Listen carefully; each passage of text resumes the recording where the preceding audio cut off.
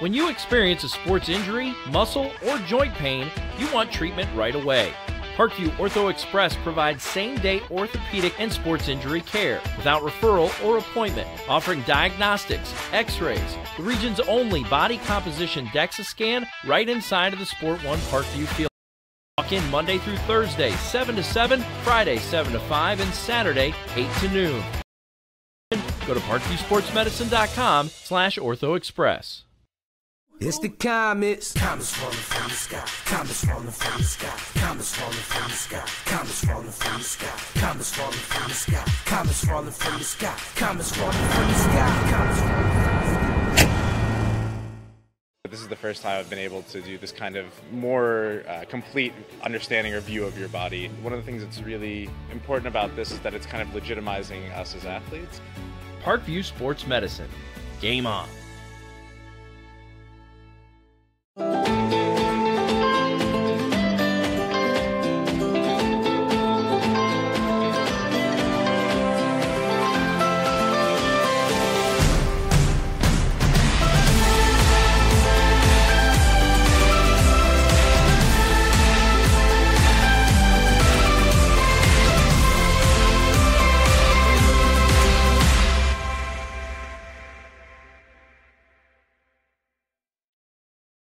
The Kelly Automotive Group is simple, transparent, reliable. Simple. Our customer specialists make buying a car easy and fun. Transparent. Our price listed is the best price. No hassle, no gimmicks. Reliable. Buy with confidence and peace of mind. We work hard to ensure the best value however you shop. Choose from over 60 vehicles under $10,000. Visit drivekelly.com. The Kelly Automotive Group. Simple, transparent, reliable.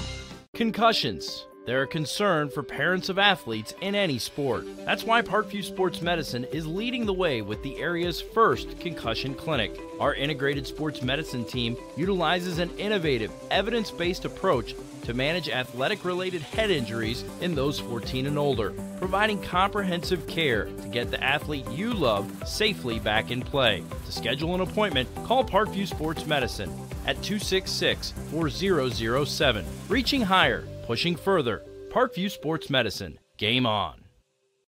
Get mad about blue. Get mad about your Fort Wayne Mad Ants. When looking for the best basketball action in town, it's the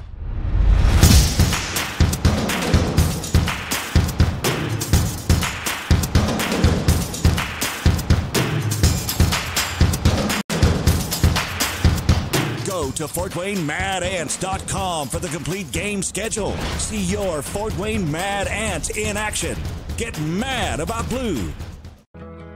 I chose St. Francis because they made a promise that I would have real-world experience that I could take when I graduated, and they delivered on that promise. For me, the classroom only gets you so far, so they're setting you up with an internship. I had a mentor that they set me up with that was a CEO of a DuPont hospital in Fort Wayne. They offer degrees in accounting, business administration, risk management and insurance, marketing, and finance. You know, they just did a great job of the full circle of not only the education but also the experience.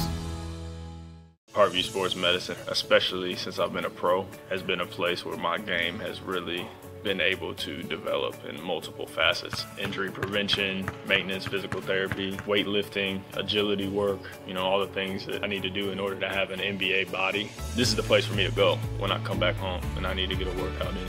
Always welcome me back with open arms. Parkview Sports Medicine. Game on. Both runners are running, play coming home. From the crucial plays to the highlight of the game to the victory celebration, we are there. Summit City Sports isn't just a business, it's a group of companies investing in the youth of Fort Wayne athletics. It's because of Parkview Sports Medicine, because of Kelly Automotive Group, Indiana Wesleyan University, University of St. Francis, and Big Eye Fish, that we can produce our broadcast viewed by hundreds of thousands in Northeast Indiana. Support Summit City Sports. Become a sponsor. Join our winning team today.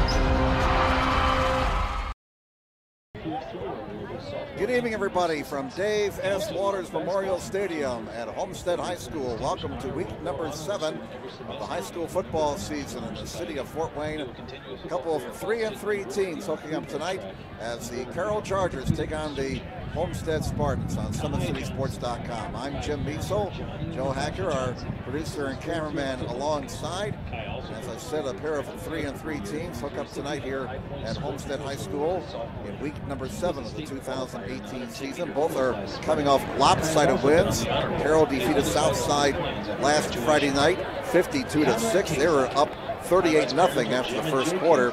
And the Spartans brought the Northside Legends back down to earth, winning thanks to their defense, 36-6. Spartan defense accounting for 2 touchdowns and a safety last Friday night.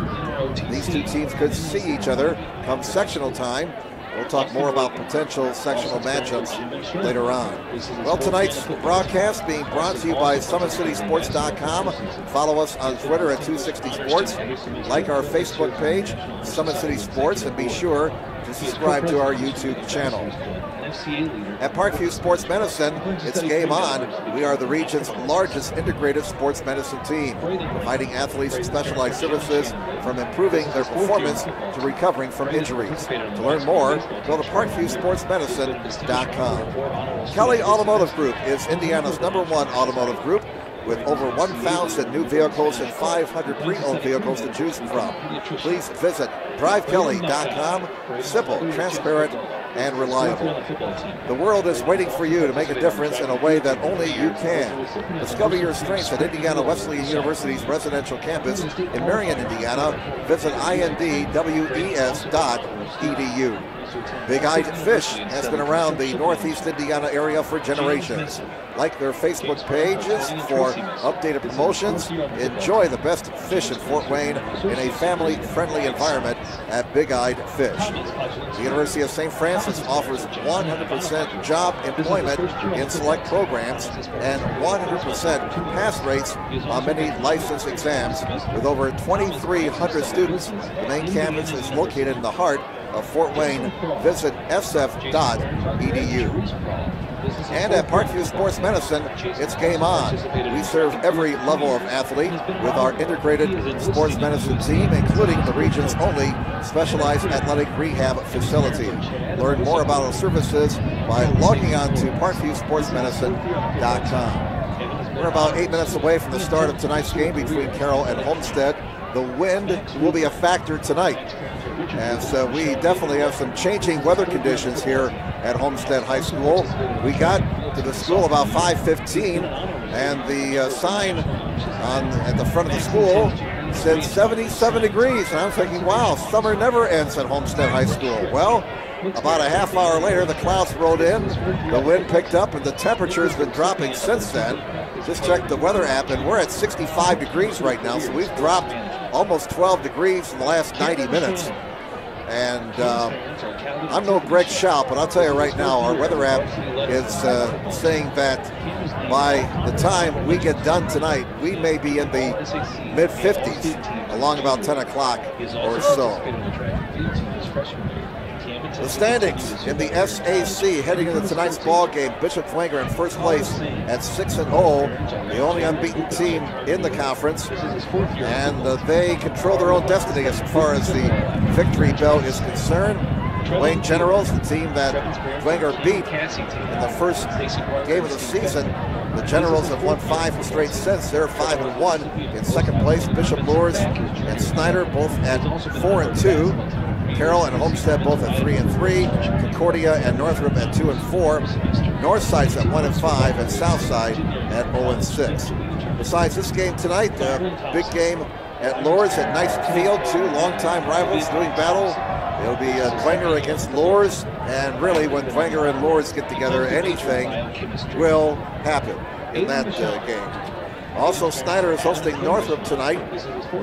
It's Southside at Northside, and Concordia hosting Wayne on what is known as rivalry night around the SAC here in week number 7. Other action around the area tonight in the ACAC. You have Bluffton hosting Heritage. Woodland is hosting Lima Central Catholic. The Warriors scoring outside of conference tonight. It's South Adams, the Starfires at 5-1 at Jay County, and undefeated Adams Central is hosting Southern Wells. In the Northeast State, New Haven is hosting Belmont. A key game tonight in the Northeast State has East Noble hosting Columbia City. East Noble Knights are 4-0 in the conference. The Eagles are one game back at 3-1. DeKalb is at Norwell, and Leo is hosting Huntington North. Northeast Corner Conference, undefeated and state-ranked Angola is at Prairie Heights in a Steuben County matchup. Also, it's Cherubusco hosting Central Noble. Fremont is at Eastside. Garrett is at Fairfield, and West Noble is at Lakeland. You mentioned the SAC standings. Taking a look at the other standings around the area in the Northeast State.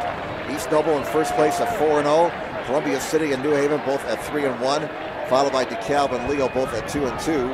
In the ACAC, Woodland in first place by a half game over Adams Central. Woodland's at 4-0, Adams Central at 3-0, South Adams at 2-1, Bluffton at 2-2. In the Northeast Corner Conference Big Division, Angola at 3-0. They've won everything they've had to win so far this season, outscoring opponents 206-41. In fact, in conference games, they've only allowed 7 points. That's how good the Hornets are. And who knows, we may see them down the road come tournament time. Angola in first in the big division of the NECC at 3-0. West Noble's at 2-1. Lakeland at 1-1 in the small division. Cherubusco and Central Noble, two teams facing each other tonight. And Busco is at first place in the NECC small division at 3-0. Central Noble's at 2-0. Eastside at 1-1. I'll tell you what, with this win, we have to kind of find some things to hold the papers down, get out the Scotch tape, take down things as much as possible. It's coming into the press box pretty good. It seems to be blowing at an angle from the far side of the field, diagonally across the field, but the wind will definitely be a factor here tonight as the Homestead Spartans get ready to battle the Carroll Spartans. Well, let's take this time out. We'll come back with more in just a moment on SummitCitySports.com. Kelly Automotive Group is simple, transparent, reliable. Simple. Our customer specialists make buying a car easy and fun. Transparent. Our price listed is the best price. No hassle, no gimmicks. Reliable. Buy with confidence and peace of mind. We work hard to ensure the best value however you shop. Choose from over 60 vehicles under $10,000. Visit drivekelly.com. The Kelly Automotive Group. Simple, transparent, reliable. Both runners are running, play coming home. From the crucial plays to the highlight of the game to the victory celebration, we are there. Summit City Sports isn't just a business, it's a group of companies investing in the youth of Fort Wayne athletics. It's because of Parkview Sports Medicine, because of Kelly Automotive Group, Indiana Wesleyan University, University of St. Francis, and Big Eye Fish, that we can produce our broadcast viewed by hundreds of thousands in Northeast Indiana. Support Summit City Sports. Become a sponsor.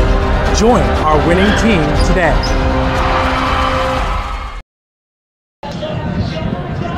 Welcome back, everybody. Jim Measel here, along with Joe Hacker. Week number 7 about ready to get going. Sun is setting in the west. Temperatures dropping. Again, it's 65 degrees right now. It was 77 degrees at about 5:15. Right now, I'm sort of kicking myself for wearing shorts. I'm going to regret that decision by 10 o'clock. I know that right now. This ought to be a fun game tonight because both teams, they have some offensive weapons. Of course, for Carroll, they got Gavin Vogt at quarterback. Homestead boy with a 2 quarterback setup with Jake Archibald and Luke Goody. Carroll's got Camden Childers, Nathan Hera. Homestead's got Trevin Taylor and Griffin Little. Very interesting matchup tonight. Watch Camden Childers hooked up against Cam Shannon. 2 outstanding talents right there. Of course, the Chargers remember Cam Shannon because he returned 2 kickoffs against them last year as Homestead went out to a big victory, 58-25. And you may recall after the second kickoff return late in the first half, 2 of the lights banks went out at Carroll. So Cam Shannon definitely turning the lights out on the Chargers last year. Carroll in their road white jerseys tonight. Homestead in their home blues. Again, the wind is going to be a big factor. Not only in the passing game, but as Lee Corso would say, the kicking game as well. It's blowing, I would say, out of the southwest about 15 miles an hour. It's blowing into this press box here, and I'll tell you what, it is a wind tunnel up here in the press box. 2 weeks ago, after this one tonight, a week from Sunday, we'll have the sectional draws. So October is just a couple of days away, and when you get to the month of October in high school football, it really gets to be interesting. That's when the meat and potatoes are on the table. We'll try and keep you abreast of the other action tonight as best we can. Obviously, we'll stay abreast of that Dwenger Lures game. Hope you enjoy the action here tonight on SummitCitySports.com. Another young man you might want to watch out for Homestead, especially if this win limits the passing game, is his sophomore running back, Brayton Hardwick. He rushed for 135 yards on 17 carries against Northside. Last week scored a touchdown. He's been getting more and more touches in recent games as Homestead tries to establish a ground attack. Homestead will kick off and defend to go to our right. Carroll Chargers will be receiving and defending to our left.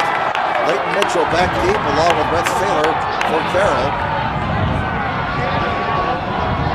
And doing the kicking for Homestead, as we almost lost our two-deep chart. The wind really whipping things around. I mean, we've had to take down everything here, all of our notes. And we're trying to improvise with paperweights. We've got a Coke bottle as a paperweight. My smartphone is now a paperweight. It is really a gusty night. Senior night here at Homestead. The seniors honored before tonight's game, so the final regular season home game for the Homestead Spartans.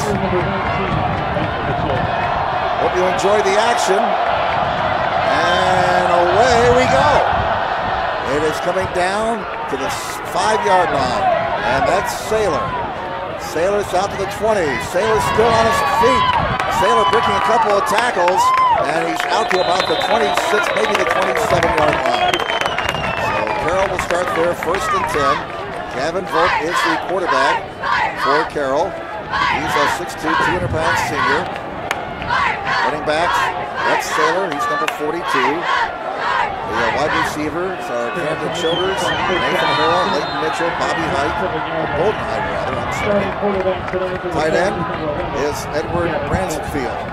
1st down from the 27. Chargers go with 3 receivers to this side, 1 to the left, 1 setback. 1st down from the 27-yard line. And now they empty the backfield. Volt looks to his left, fires down the middle into that wind, and it's caught. 13-yard pass right off the bat. The reception made by Mitchell. And a 1st down for Carroll on their opening play of the night, and the Chargers more than likely will go with that hurry-up offense. So they won't have much time to talk in between plays here. 1st down at the 40-yard line. 2 receivers on each side. And they will run it. Saylor got about a yard to the 41-yard line. Make it 2nd down and 9. Cam Rogers, we will call his name a lot tonight, made the tackle for Homestead. On the offensive line for the Chargers, the left tackle is Reeve Muncie. The left guard is Tyler Bills. The center is Orion Chinnery. Right guard, Sander Hoffman. Right tackle is Kobe Malcolm. 2nd down and 9 for the 41. Empty backfield.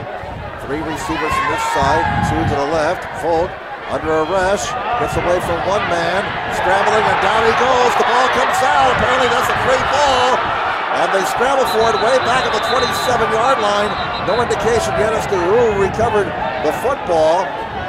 There was a mass of humanity at the 27, and Volt fell on the football right there. So the Chargers maintained possession. A near disaster right there, but they lost 14 yards total. That brings up 3rd down and forever for Carroll now. The line that gave us to 50. 3rd and 23.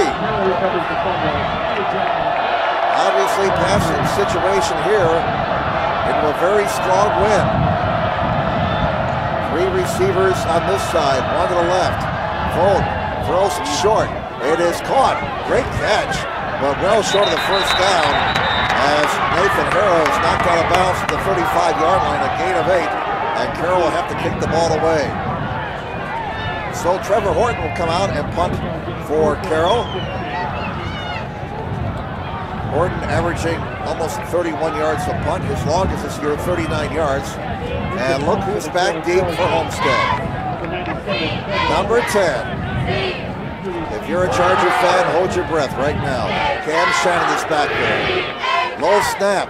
Horton gets it out of there. And then Wynn knocks it right down. Shannon will let it bounce. And Carroll kills it at the 37-yard line.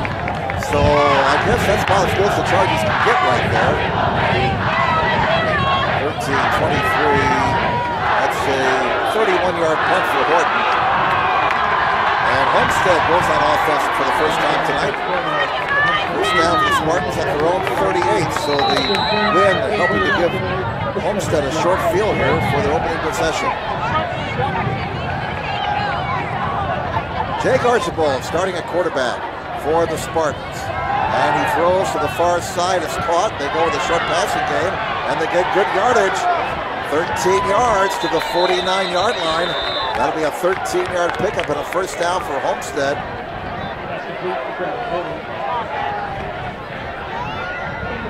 Reception made over there by Trevin Taylor. Archibald and Taylor hooking up for a 13-yard gain, and right off the bat, Homestead is into Carroll territory. First down for the Spartans at the Charger 49. 9:46 to go in the first quarter, no score. Two receivers on each side, and Archibald looks this way. It's caught, and it's caught by Griffin Little. Little has about 5 yards before he's brought down at the 45-yard line. And the tackle made by Cade Dinan. We'll give him 4 yards on that play.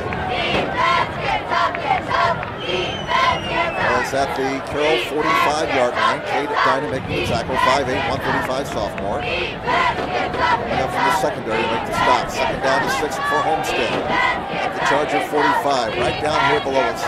With 9:08 to go in the opening quarter. Two receivers each side. They'll run it. You know, it's a fake. And Archibald crossed zone number. He's got running room. Archibald down to the 20. Into the red zone. Out of bounds and around the 13-yard line. Jake Archibald calling his own number and picks up 32 yards. Beautiful fake by Archibald. Faked the handoff to Braden Hardwick. And he got a great block on the right side.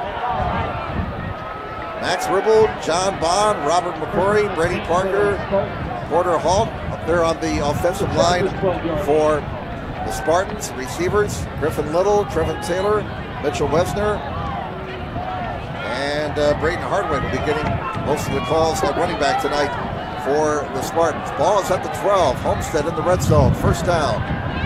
Play action fake, and Archibald will just throw it short. It's caught at the 10-yard line. Just about a 2-yard gain for the receiver, and that was Little again.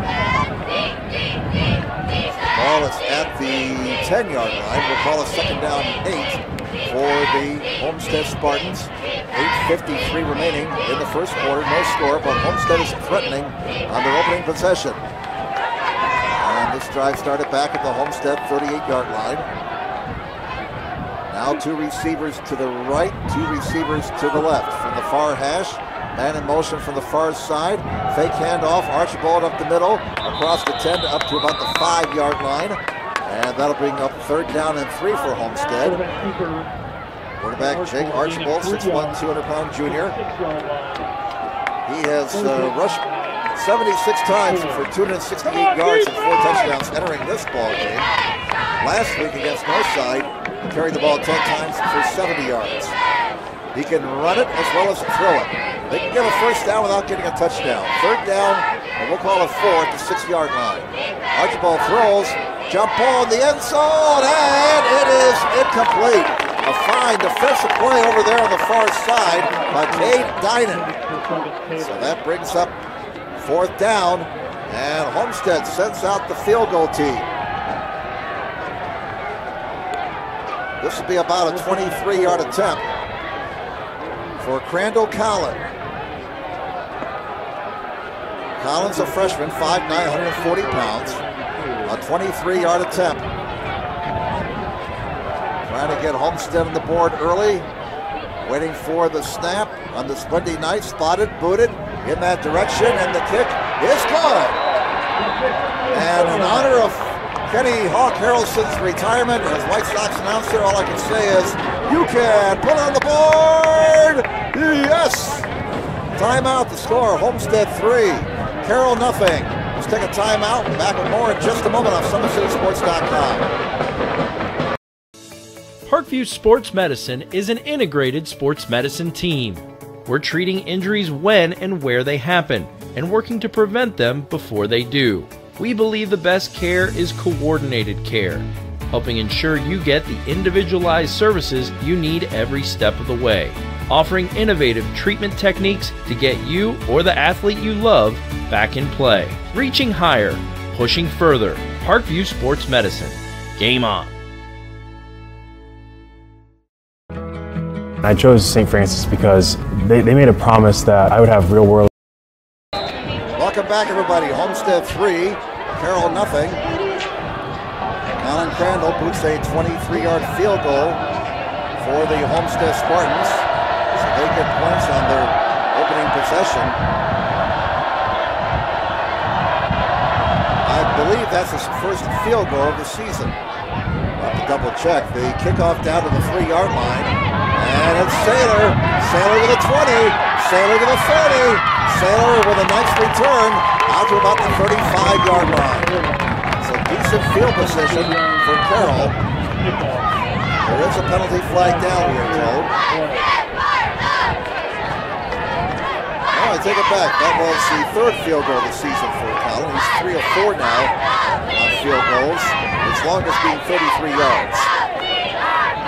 Looking in the wrong category there on my stat sheet. A flag is down on the far side of about the 42-yard line. It's away from the play.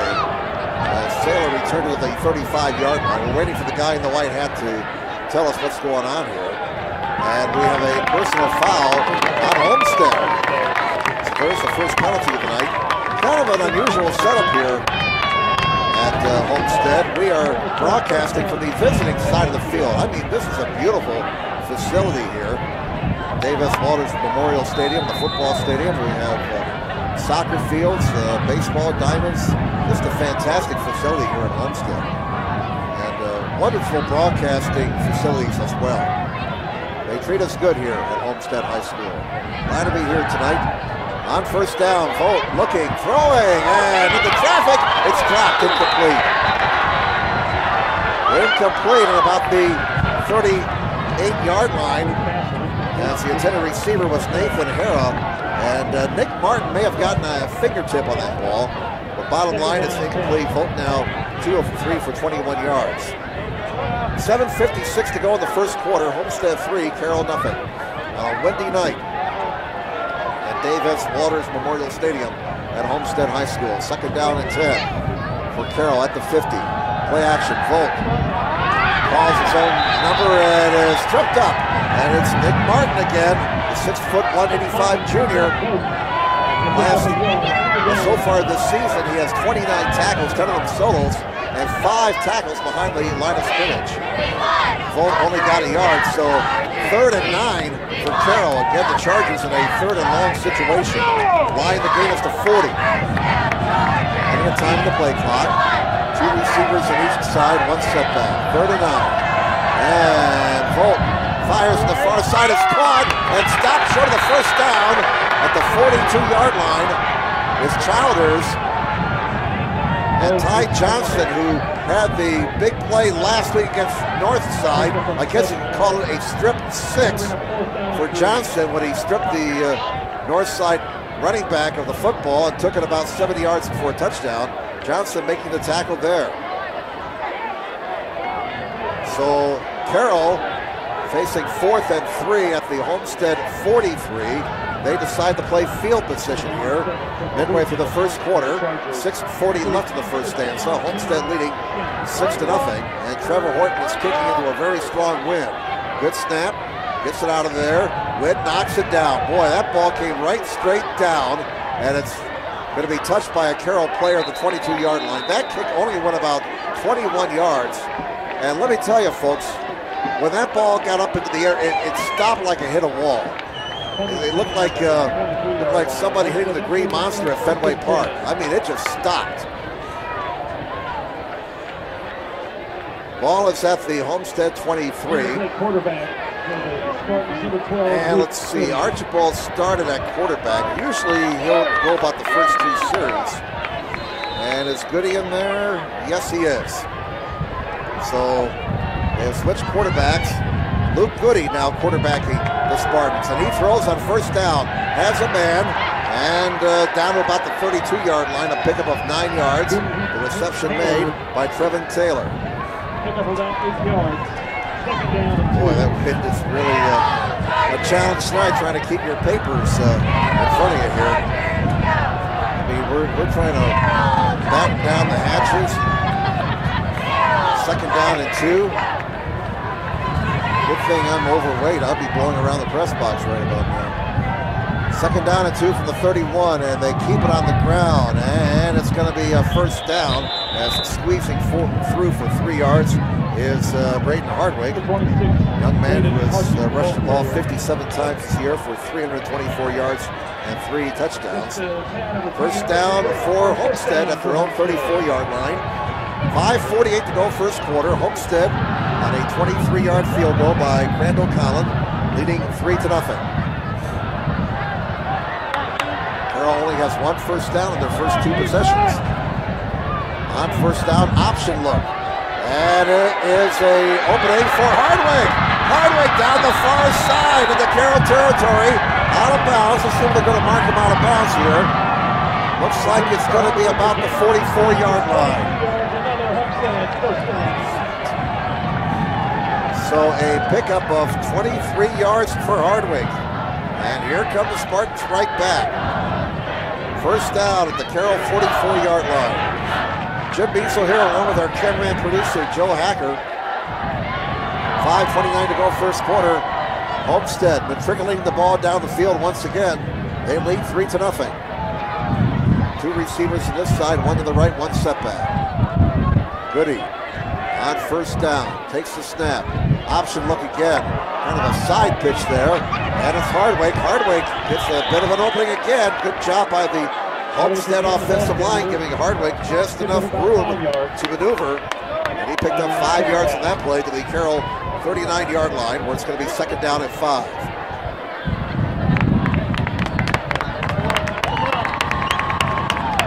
We have a penalty flag down. Didn't quite see that flag, but that penalty is against Homestead. The spot of infraction was the 39, so they moved back to the 49-yard line. Actually, it's not a hold. It's illegal procedure against Homestead. So that'll be their 2nd penalty for 20 yards. Referee gives the signal with his back to us since we're broadcasting on the visiting side. 1st and 15 now. That nice game by Hardwick wiped out, but he's got the ball again. He's going to get the penalty yardage back and then some. And he's up to about the 40-yard line, picking up 9 yards on that play. So Hardwick, by our count, 35 yards on 3 carries. And again, that Homestead offensive line is doing the job so far. 4 minutes and 42 seconds to go in the first quarter. Homestead has the ball in a 3-0 lead. Ball's at the Charger 40-yard line. Bit of a mix-up in the backfield. Goody keeps it, gets across the 40. Kind of a slow developing play there. That's Conrad Casey and Goody kind of had their signals mixed, it looked like. Goody held onto the football and got 3 yards. So let's call it 3rd down and 3 for Homestead at the Carroll 37-yard line. The clock is at 12 as Homestead comes up to the line. 4 minutes to go here in the first quarter. On 3rd and 3. Archibald looking for an opening off the right side. Got it. Squeezes through. And gets the first down. And Homestead continues to move the ball on the ground. First down number 5 for Homestead. The Spartans have had the edge in play here in this opening quarter. Unofficially, we got Homestead with 79 yards in the ground, 26 through the air in this opening quarter. 3:40 left in the first quarter. Homestead on top, 3-0. First down at the Carroll 32. And Goody wants it all down the far side. Got him, and he overthrew him. Oh, he just overthrew him at the goal line. Looked like it was Trevin Taylor, the intended receiver. Oh, Taylor had his man beat, but Goody's pass may have been pushed by the wind. Now, there's a situation when the wind is at your back, it's at a disadvantage. That wind really took the ball away from Taylor there. Second down and 10 for Homestead at the Carroll 32. 3:31 to go in the first quarter. Three receivers to this side, and Goody's in trouble, and down he goes. Oh, big time hit there by Terrell Griffin, who continues to terrorize the Summit Athletic Conference. 7 sacks this season now for Griffin. He has 20 tackles this year, 12 of them behind the line of scrimmage. You can make that now a baker's dozen for Griffin in that category. 13 TFLs for the 5'10", 220-pound senior. And a loss of 8. Well, that changes things, doesn't it? It's amazing how one play can change a football game. 3rd and 18 from the 40, line the games to 22. Obviously a passing situation. Goody, and he now throws. He's got a man at the first down marker, and it is a first down.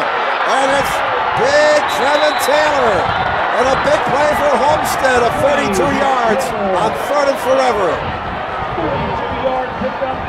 32-yard pickup. Archibald to Taylor. First down, number 6 for Homestead. Taylor this year, 27 catches for 394 yards and 4 touchdowns already tonight.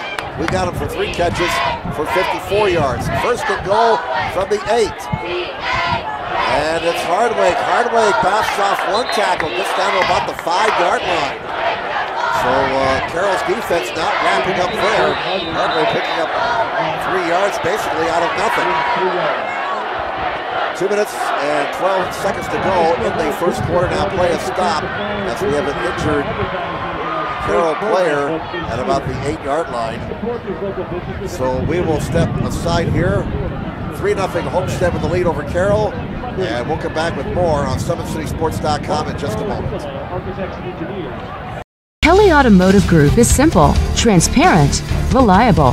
Simple. Our customer specialists make buying a car easy and fun. Transparent. Our price listed is the best price. No hassle, no gimmicks. Reliable. Buy with confidence and peace of mind. We work hard to ensure the best value however you shop. Choose from over 60 vehicles under $10,000. Visit drivekelly.com. The Kelly Automotive Group. Simple, transparent, reliable.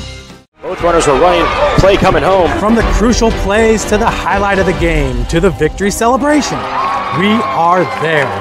Summit City Sports isn't just a business, it's a group of companies investing in the youth of Fort Wayne athletics. It's because of Parkview Sports Medicine, because of Kelly Automotive Group, Indiana Wesleyan University, the University of St. Francis, and Big Eye Fish, that we can produce our broadcast viewed by hundreds of thousands in Northeast Indiana. Support Summit City Sports. Become a sponsor. Join our winning team today. Now there's Maxton Green being helped off the field. That's not a good sight, putting no pressure whatsoever on that leg. And that's a big loss for the Carroll Chargers on defense. Wish that young man the best. As play resumes, following the injury timeout, we have 2:12 to go in the first quarter. Homestead 3, Carroll nothing. Second and goal from the 5. Homestead scored in their opening possession, trying to score in their second possession. Goody throws into the end zone at the goal line. It's caught, and apparently he is short of the end zone. Taylor made a great diving catch, but he's about a foot shy of the goal line. Boy, Taylor's having a big first quarter for Homestead. Third and goal. The ball about a foot away. Let's see if Goody sneaks it here. He does. trying to get into the end zone behind his line, and give that man 6 points.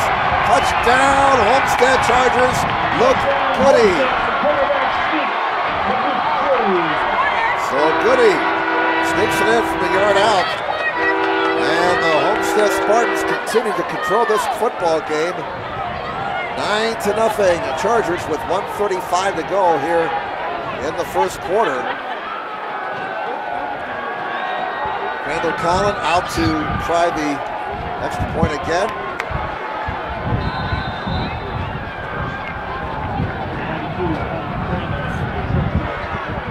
Colin Crandall booted a 23-yard field goal earlier.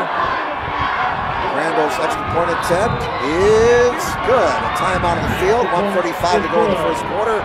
10-0 Homestead. Back with more in a moment on SummitCitySports.com. Parkview Sports Medicine is an integrated sports medicine team. I mean, I always had my family behind me, I always had my team behind me, but to have staff that wanted the best for me and to get me feeling better the quickest was really reassuring. Parkview Sports Medicine. Game on. The Kelly Automotive Group is simple, transparent, reliable. Simple. Our customer specialists make buying a car easy and fun. Transparent. Our price listed is the best price. No hassle, no gimmicks. Reliable. Buy with confidence and peace of mind. We work hard to ensure the best value however you All right, out of town, Concordia has a 7-0 lead on Wayne as Brandon Davis threw a 25-yard touchdown to Kamari Anderson-Drew. 5:46 to go in the first quarter. Lakeland leads West Noble 6-3 in the first quarter in the NECC. Here it's 10-0. Homestead with the lead over the Carroll Chargers, and the Spartans have controlled this opening quarter. Bit of a delay here as the wind blows the ball off the tee.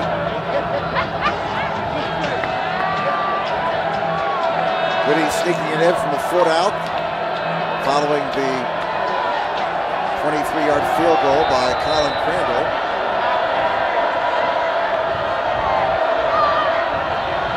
And here's the kick with the wind at the back of the Spartans, and out of the end zone it goes. You know, this wind is tough on the players. It can be tough on broadcasters too. One of our local radio stations doing their pregame show here tonight, and they were really trying to hold on to their little tent there before it blew somewhere towards the direction of Huntertown.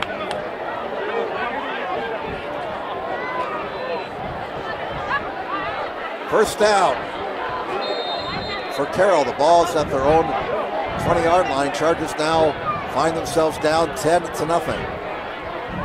And a fake handoff. Vogt looking for room here on the corner. Gets across the 20, and Vogt manages to get about 6 yards right there.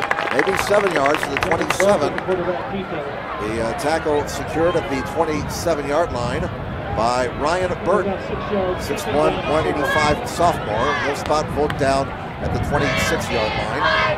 So it'll be second down and 4 for Carroll at their own 26. Chargers trailing now 10-0. We come down to a minute to play in this opening quarter. 2 receivers on each side on 2nd and 4. Vogt pumps, keeps the ball, and only got about a yard. You just have to wonder if this wind is maybe affecting the play calling, because Carroll's not throwing the ball all over the lot like they usually do. Let's go offense! Gain of 1 on the play, and the tackle made by Zach Bradley, 5'11", 185 junior for the Spartans. 3rd and 3 from the 27, line the gains to 30. Let's see if Vogt puts it up here on 3rd and short. He will. He fires short, too low for the intended receiver over on the far side, and that was a pass which was intended for Red Sailor. And so the Chargers, last thing they wanted to do there, trailing 10-0, they go 3 and out. And they have to kick the ball into the wind with 15 seconds to go in this opening quarter. Homestead ought to get a good position on the field here. They're going to get a short field if things don't mess up for the Spartans. Here's the punt by Horton. Kind of a line drive. Takes a big Carroll bounce across the 50. And it's going to roll dead at the 46. Now they're going to say it was touched by a Charger 2 yards up at about the 48-yard line. So again, Homestead winning the field position battle. First he had the kickoff through the end zone.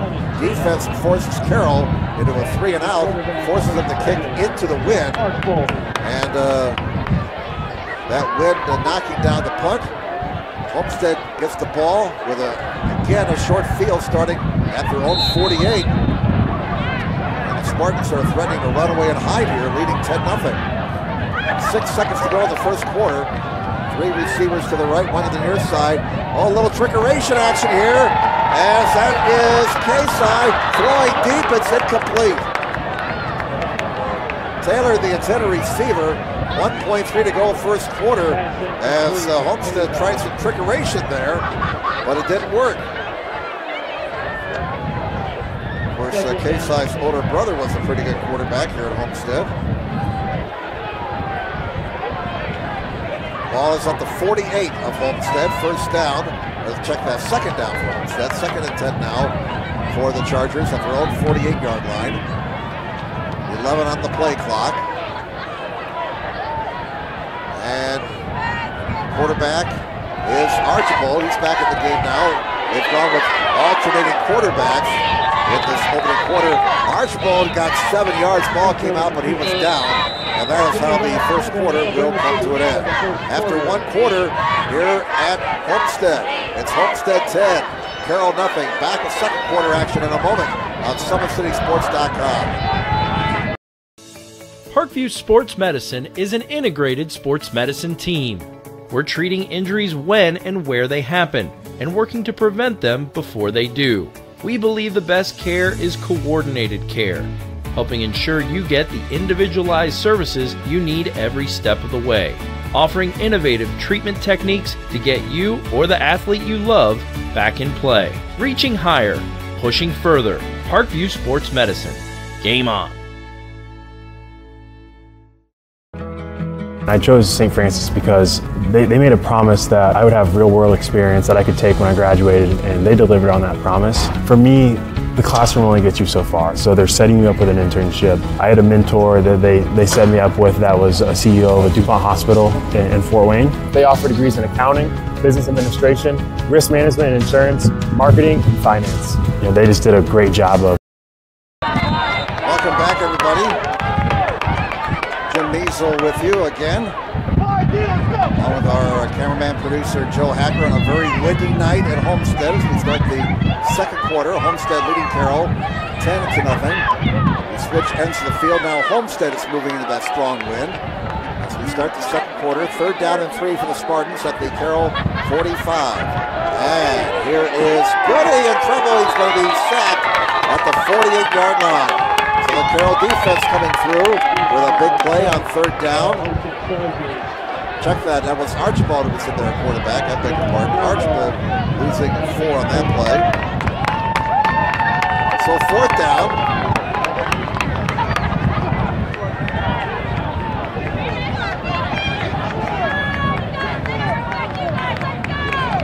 First time tonight that Homestead has to punt the ball away.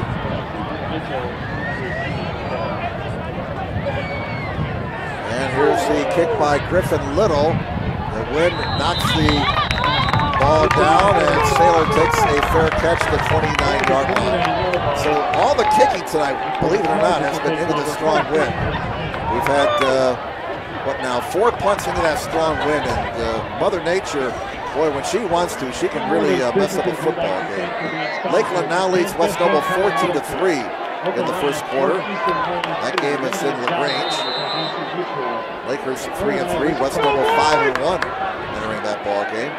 All right, Chargers got to get something going here offensively. They trail 10-0 with 11:17 to go in the first half. Here's a running play and running room on the near side. And it's Saylor all the way out to the 45-yard line for a gain of 16 yards. So Carroll finally picking up a first down, just their second. Chargers offense coming to life there after being rather sluggish in the opening quarter. Carroll with 11 yards from the ground, 27 through the air thus far. Down 10-0. Volt sets up a screen. He's got Saylor. Saylor to midfield. Saylor into Homestead territory. Down to the 39-yard line. Another big play for the Chargers. 16 yards on that pickup. So on 2 plays. The Carroll Chargers have moved the ball down to the Homestead 38-yard line. First down for Carroll. They trailed 10-0, but this is their best possession of the night so far. It's at the Spartan 38. One setback. Volt will keep it. Volt to the 35. Running room again. Another first down as Volt is hit out of bounds. He took a hard hit against Banger a couple of weeks ago, so that's a brave young man there.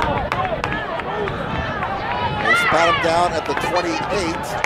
Cole Edgerson, who had a fumble return for a touchdown last week against Northside, made the stop. First down, Carroll at the 28-yard line. Volt keeps the ball, following the fake, and Volt is going to be stacked up at the 26-yard line after a gain of 2 yards. He didn't go down, but he was stopped by Nick Martin. 2-yard gain for Volt. So Carroll moving the ball to the Homestead 26-yard line, trailing 10-0, just over 10 minutes to play here in the opening half. Homestead controlled the first quarter, but now Carroll getting their offense in gear with the win at their back.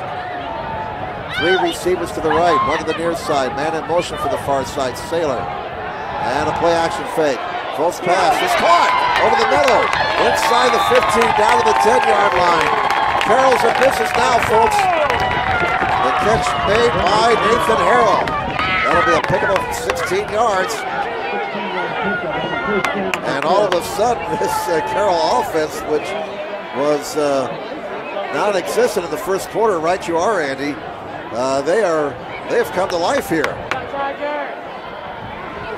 Ball is at the 10. It's first and goal for the Chargers. And Volt scrambling. And Volt will throw it, and it's caught by Childers. And he caught at the line of scrimmage, so there's no game right there. It's Childers. No game. Second down and goal at the 10-yard line. Spot the ball at the 10-yard line. And it is second down and goal at the 10 for Carroll with 9 minutes to play in the first half. Homestead leading 10-0. 2 receivers on the near side, 1 to the right. And it's a running play. Saylor got about a yard, and that's it. That'll bring up third and goal from the 9. Just Saylor's third carry of the night for 18 yards. Third and goal from the 9. Lots of time on the play clock as Volt looks over towards the Carroll sidelines. Temperature is dropped. It was 65 degrees at game time. We'll have to check our weather app here to see where we're at, but the weatherman said we're supposed to get down to 55 by 10 o'clock.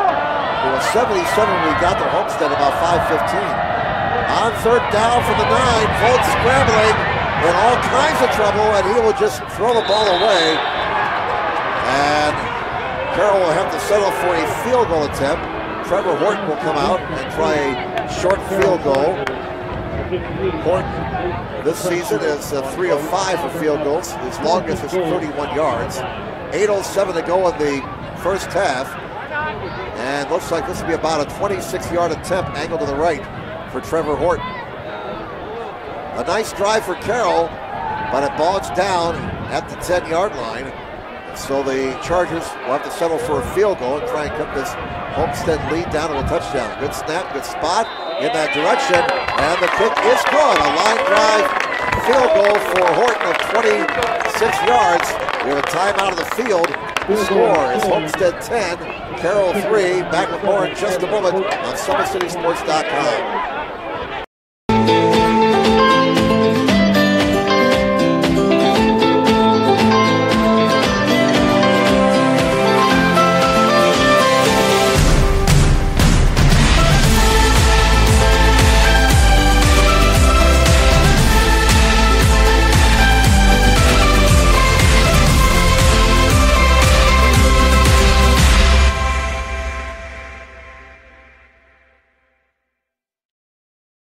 Both runners are running.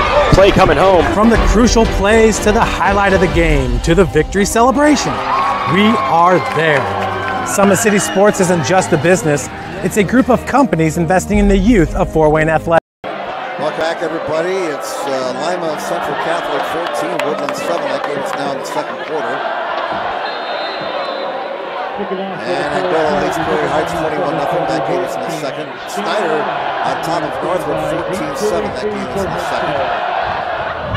As we're getting ready for the kickoff here, Carroll is on the board thanks to the field goal by Trevor Horton, and Horton kicks off. He bangs it. And as Ernie Harwell might have said, that one is long gone. Well out of the end zone with the wind in his back. So it's 10-3, Homestead with the ball and the lead with 8:04 to go in the first half. A crisply played first half of football. Very windy night. In fact, let's check the weather app here to see where we are at as far as the temperature is concerned.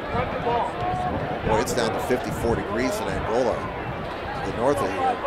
And we're down to 60 degrees now. So we've lost, what, 17 degrees in temperature since quarter after 5. Goody in at quarterback as they continue to alternate the quarterbacks. And the Spartans not getting much on that running play.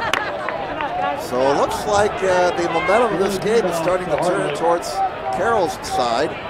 Ball carrier was Hardwick. He was stopped for no gain. Second down and 10. Again, Homestead moving into the wind here on this blustery night. We're down to 60 degrees.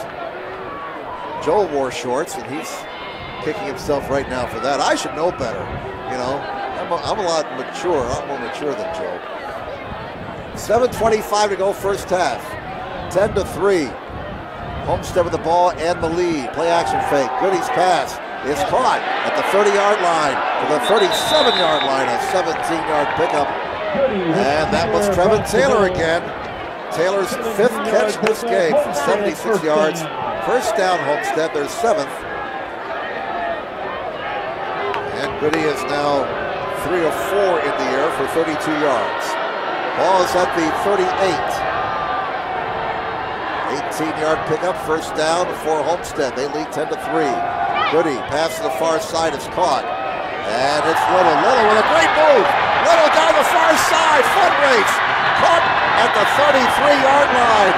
Oh, and Little put a dipsy-do move over there on the far side. As Chris Berman might have said a few years back, he went whoop, and he broke a big play there down to the 35. 23. That's a 28-yard gain, mostly by Little. First down number 8 unofficially for Homestead. Flip to the left flat. And again, Carroll defenders not wrapping up. And that'll be a 6-yard gain. There is a penalty flag down, it appears. Another first down. No flag on the play. All right. Ball be spotted at the 23-yard line. And that's going to be enough for another first down for Homestead. So back come the Spartans following the Carroll field goal. They're moving the ball again. It's at the Charger 23-yard line. First down. Here's Goody with time. Sets up a screen again. And there goes Little. Little going to the end zone. Give that man 6 points. Touchdown. Homestead Chargers 24 yards. Goody to Little. And Little was a big man on that drive for Homestead. Spartans get their 2-possession lead back. 24-yard touchdown pass. Goody to Little. That comes with 6:19 remaining in the first half. Colin Crandall is on to try and make it a 14-point lead. Waiting for the snap. Low snap, but the freshman has it in the air, and the kick is good. Time out of the field. The score now, Homestead 17 and Carroll 3. 6:19 to go first half. We'll come back with more in just a moment on SummitCitySports.com. Kelly Automotive Group is simple, transparent, reliable. Simple. Our customer specialists make buying a car easy and fun. Transparent. Our price listed is the best price. No hassle, no gimmicks. Reliable. Buy with confidence and peace of mind. We work hard to ensure the best value however you shop. Choose from over 60 vehicles under $10,000. Visit drivekelly.com. The Kelly Automotive Group. Simple, transparent, reliable. Both runners are running, play coming home. From the crucial plays to the highlight of the game to the victory celebration, we are there. Welcome back, everybody. Jim Niesel along with Joe Hacker. We're on SummitCitySports.com. I don't know why my Twitter account keeps dropping me off and telling me to log in every time I refresh. Joe, you know more about this than I do. What's up here? Do I got to get a new phone? Maybe I should just turn the phone off and reboot it. That might be an idea. I tell you, there are times modern technology and yours really don't get along. That's most of the time. All right, 17-3 is their score. Homestead, there's a nice kick into the wind down to about the 14-yard line. And there comes Mitchell. Mitchell across the 25, and he's banged down at about the 30-yard line. Trying to get out of town scores. I'm refreshing it, and now I have to log. That's about the third time it's asked me to log in. What the heck? What's that? The battery charge? Everything else works. Oh well, we'll figure it out at halftime. 6:12 remaining in the first half. Temperature has dropped 17 degrees since 5 o'clock. Oh, look at that opening for Sailor. Look at him go out to about the 41-yard line. Sailor running hard, picking up 11 yards right there, and a Carroll first down. Well, we thought this might be an offensive shootout with all the weapons these two teams have offensively. And right now, judging by the second quarter, we may be having a game into the 30s or 40s. As the two offenses are controlling the second quarter. Volk fakes the handoff, keeps it. Volk's got running room. And Volk has almost 10 yards, almost enough for a first down. It looks like they're going to spot him about a half-yard shy. Well, both teams now getting big yardage on their offensive plays. Sailor picked up 11 yards, and Volk picked up 9 yards. And the Carroll Chargers are out to midfield, just over the 50-yard line. Both teams have all three of their timeouts left. 5:23 to go until halftime. 17-3, favor Homestead, but Carroll is on the march. 10 on the play clock. You can do a lot of things on second and a foot. Well, you don't want to do that. Somebody moved on the offensive line for Carroll. That's going to push him back. So instead of second down and a foot, it's now second and 5.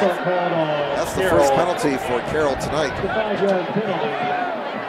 Stops the clock with 5:11 to go in this first half.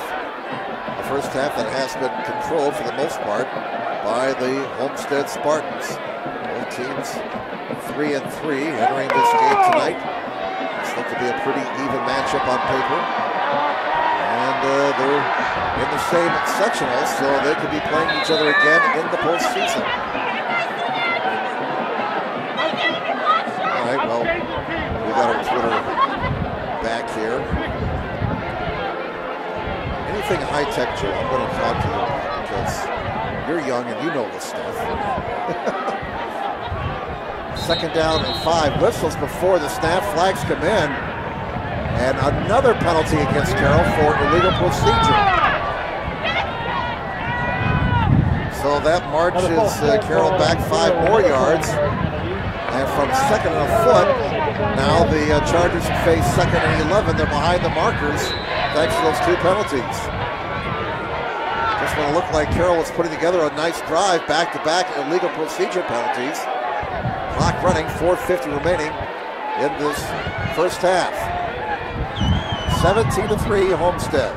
Two receivers on each side. They got the play off that time. Holt's throw is caught and knocked out of bounds just shy of the first down marker on the far side. It's Mitchell. They got 9 yards from that play. Holt has unofficially thrown from 68 yards tonight. Ball is at the Carroll 49. 3rd down and 2 for the Chargers. 4:40 left in the first half. 3rd and 2. Two runners in the backfield and nothing doing as Holt kept the ball and it's stopped by the middle of the Homestead line. And it was Cam Rogers leading the charge defensively for the Homestead Spartans. And that brings up 4th down when at the back of the Carroll Chargers, down 17-3, 4:18 to go, first half. Do you play field position or do you go for it here? I don't see Trevor Horton out there. They're going to go. Line the gate is to Homestead 49. This may be the game right here. 17-3 Homestead. Two runners in the backfield again. Full play action. He's got a man and got the first down. What a catch at the 42-yard line. How about that? What a catch there. And it was one of a defensive end for Carroll. That was Griffin. How about that? Terrell Griffin makes a play offensively for the Carroll Chargers. And boy, they needed that first down. So they snuck Terrell Griffin out there, and he made a big play on 4th and 2. Carroll maintains possession. Play action fake. Fold down the middle. He goes too high for Childers. Incomplete. That stops the clock with 3:29 to go in the first half. Ryan Burton was behind Childers.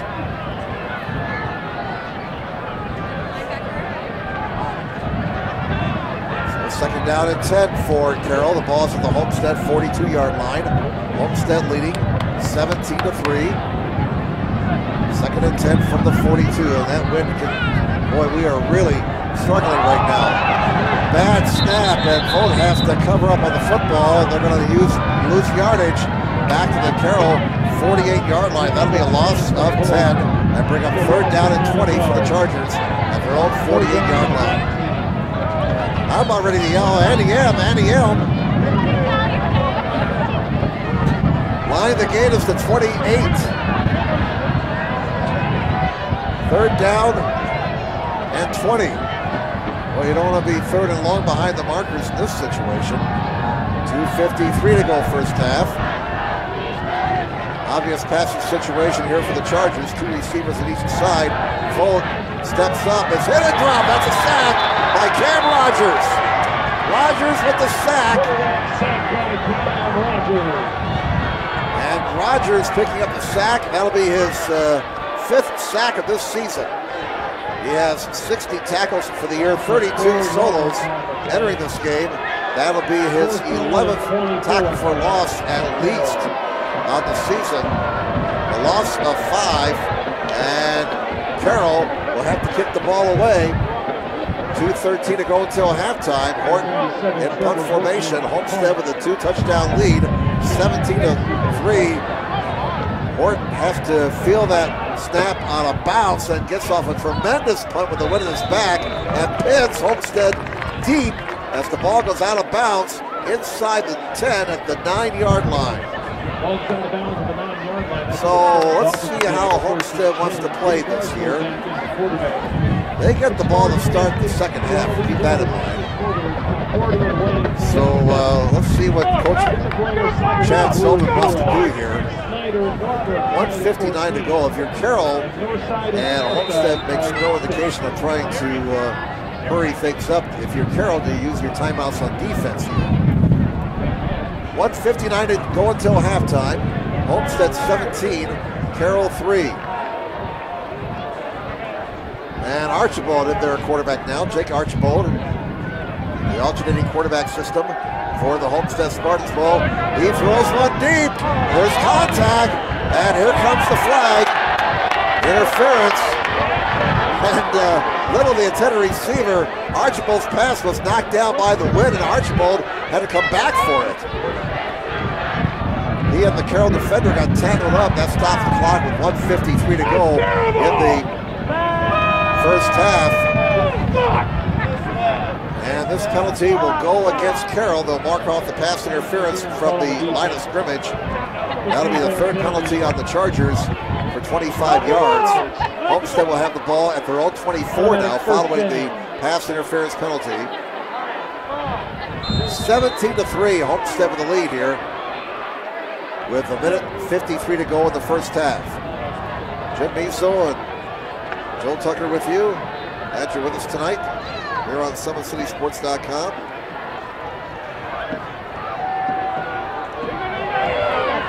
Here is pressure on Archibald, and he's going to have to step out of bounds and stop the clock. Might have lost a yard of the play. So Archibald using some smarts here, not throwing the ball up for grabs. Loss of 1 yard, Second down and 11 now. 1:47 to go. Archibald has carried the ball 5 times tonight for 38 yards. He throws there. They set up the screen on the far side. And look out, down the far side. First down and then some. All the way down to the Carroll 40, maybe the 36-yard line. And that was Little again. Griffin Little, they have been unable to stop him tonight. 27, 37, 39 yards on that pickup.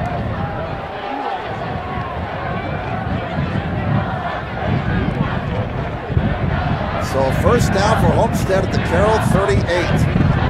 Mercy. That's 10 first downs for Homestead. And they're going for more. Remember, they have all 3 of their timeouts left. Archibald keeps the ball around the left end. Archibald to the 25 to the 20. Archibald is brought down from behind at the 17-yard line, but he picks up 22 more yards and a Homestead first down. But hold on now, we got a penalty flag down, and Homestead is acting like it's against them, holding against the Spartans. So that nice run by the Spartan quarterback will be for naught.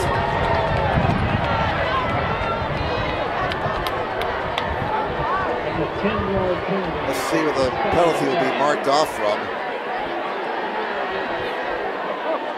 They're going to put it back to the 29-yard line. 1:28 to go until halftime. Homestead has all 3 of their timeouts left. We played first down. First down and 9. I'm sorry, first down and 1. First and 1. Bottom line, it's a 9-yard gain following the penalty. And Archibald wants it all. He's got a man out there. Give that man 6 points. Touchdown, Homestead.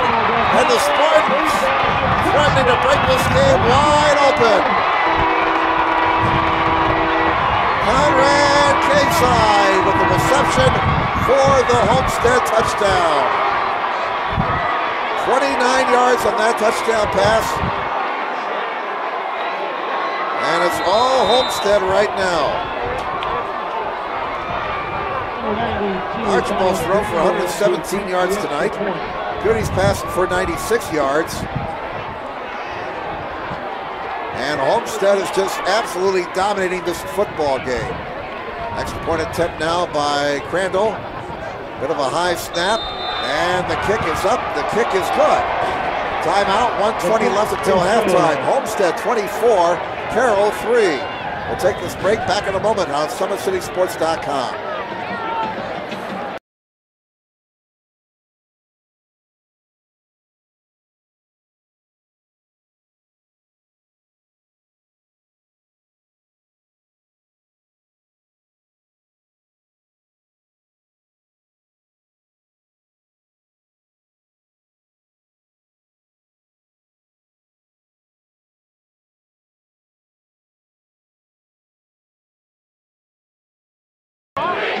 Welcome back, everybody. The Homestead Spartans and the Carroll Chargers, 2 teams that have had up and down seasons. But tonight, it's the Homestead Spartans who have looked very good. And they have built up a 24-3 lead with 1:20 to go in the first half, and Carroll will have to regroup at halftime. Archibald has passed for 117 yards. That's 5 of 6 in the air. Goody has thrown the ball 7 times, completed 6 for 96 yards. I mean, they are just ripping apart the Carroll defense. Carroll, unofficially, with 30 yards to the ground, 77 through the air. Here's the kick again into the wind. Boy, that wind, it gets knocks down the ball to 25, picked up at the 23, up to the 30-yard line, and driven back, I believe, was Saylor. Yeah, it was. Saylor taking that kick, which was knocked down by the wind, took it at about the 20-yard line, and is going to be ruled down. And let's see where they're going to spot the forward progress. Looks like the 29. So 1:15 to go until halftime. 3 timeouts both ways. 24-3. It was 10-0 Homestead after 1. Carroll got a field goal from Trevor Horton, and then Homestead with back-to-back touchdowns, leading 24-3. Ball to the air on first down, throws it short. It's caught by Saylor. Saylor gets away from one man, and he's going to be brought down at the 35-yard line after a gain of about 6 yards. And Carroll choosing to let the clock run here, under a minute to play now.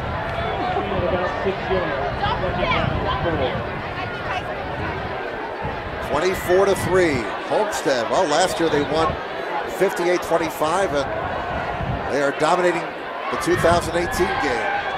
Inside bubble screen, and they're going to get a first down. The pile moved to about the 41-yard line. A pick up of 6 yards there. First down, Carroll, their 7th. We got Homestead with 12 first downs so far in this game. First down for the Chargers. They go hurry up. Clock is down to 30 seconds. Again, all 3 timeouts available for both teams. Here's Vogt rolling to his left, looking, he'll run, and he'll get pushed into the Carroll bench out of bounds to stop the clock.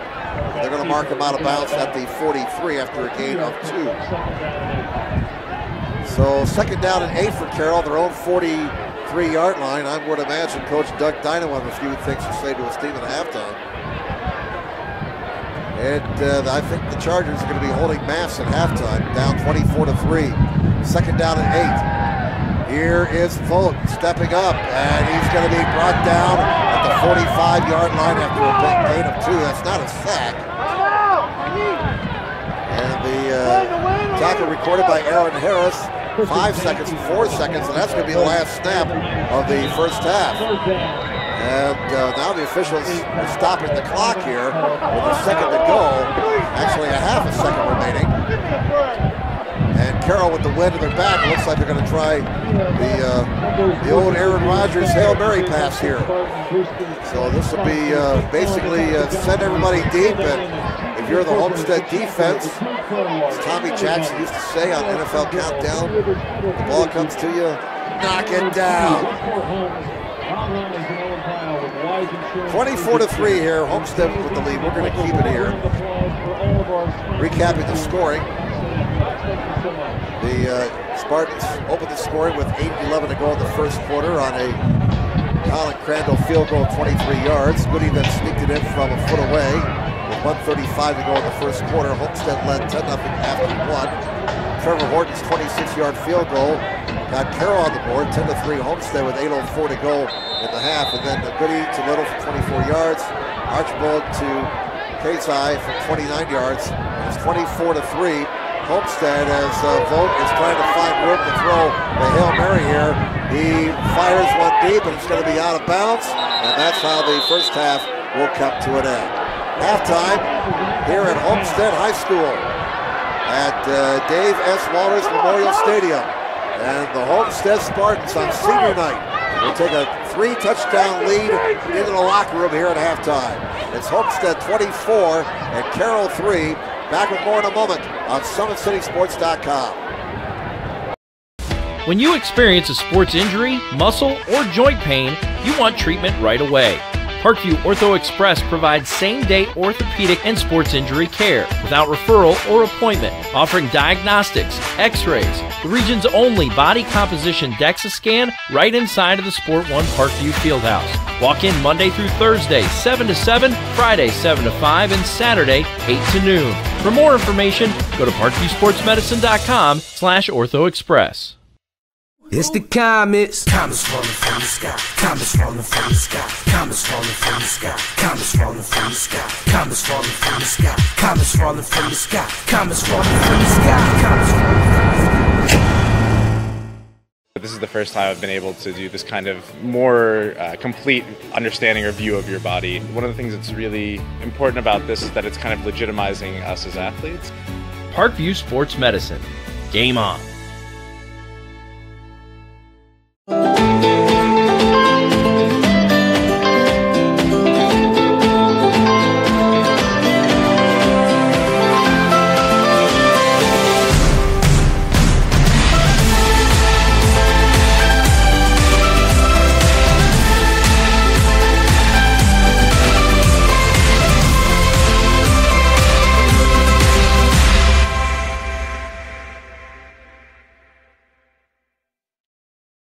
The Kelly Automotive Group is simple, transparent, reliable. Simple. Our customer specialists make buying a car easy and fun. Transparent. Our price listed is the best price. No hassle, no gimmicks. Reliable. Buy with confidence and peace of mind. We work hard to ensure the best value however you shop. Choose from over 60 vehicles under $10,000. Visit drivekelly.com. The Kelly Automotive Group. Simple, transparent, reliable. Concussions. They're a concern for parents of athletes in any sport. That's why Parkview Sports Medicine is leading the way with the area's first concussion clinic. Our integrated sports medicine team utilizes an innovative, evidence-based approach to manage athletic-related head injuries in those 14 and older, providing comprehensive care to get the athlete you love safely back in play. To schedule an appointment, call Parkview Sports Medicine at 266-4007. Reaching higher, pushing further. Parkview Sports Medicine. Game on. Get mad about blue. Get mad about your Fort Wayne Mad Ants. When looking for the best basketball action in town, it's the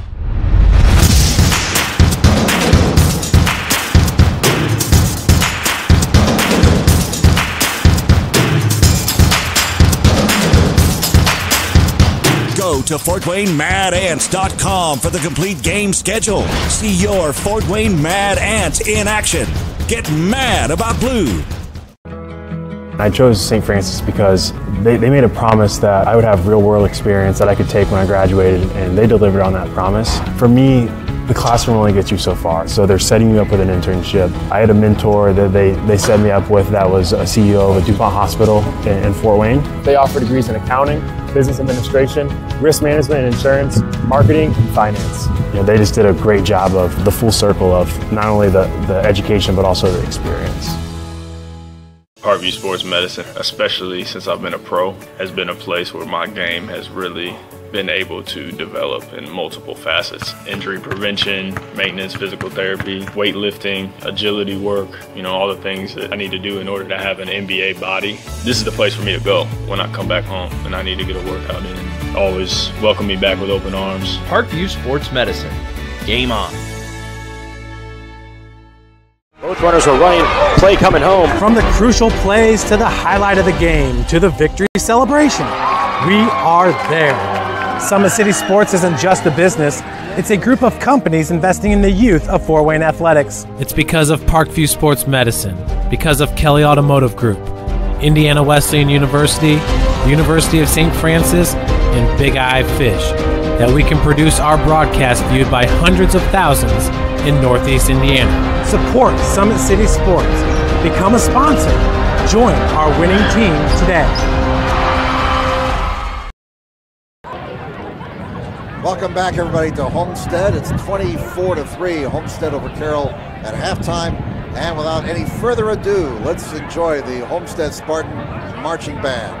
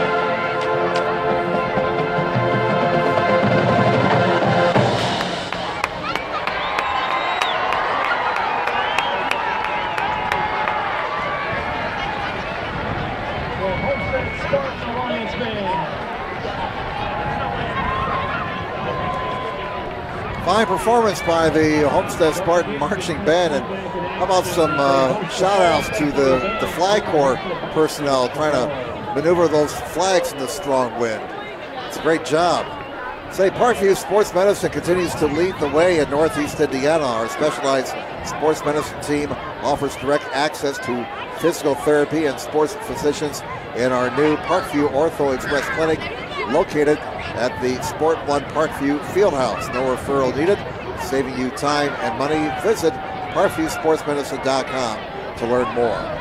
Once again, we're at halftime at Dave S. Walters Memorial Stadium. I'm Jim Measel, Joe Hacker, our cameraman and producer tonight.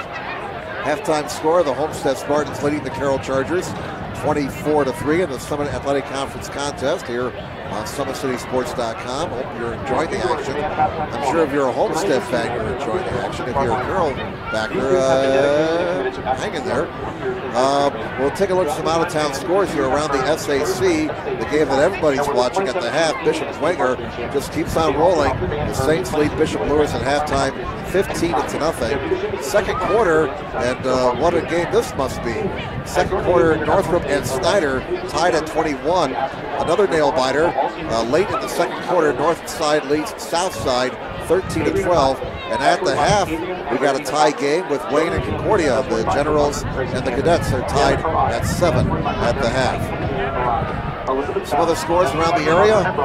In the ACAC second quarter, Bluffton leads Heritage 14-7. Jay County, we had to double check this score, but in the second quarter, it's Jay County over South Adams 2-0. In the Northeast State at the half, New Haven leads Belmont 21-0. And in the big ball game tonight for first place in the Northeast State, East Noble and Columbia City tied at 7. East Noble 4-0 in conference play entering that ball game. Columbia City 3-1. Also in the second quarter, it's Leo over Huntington North 28-7.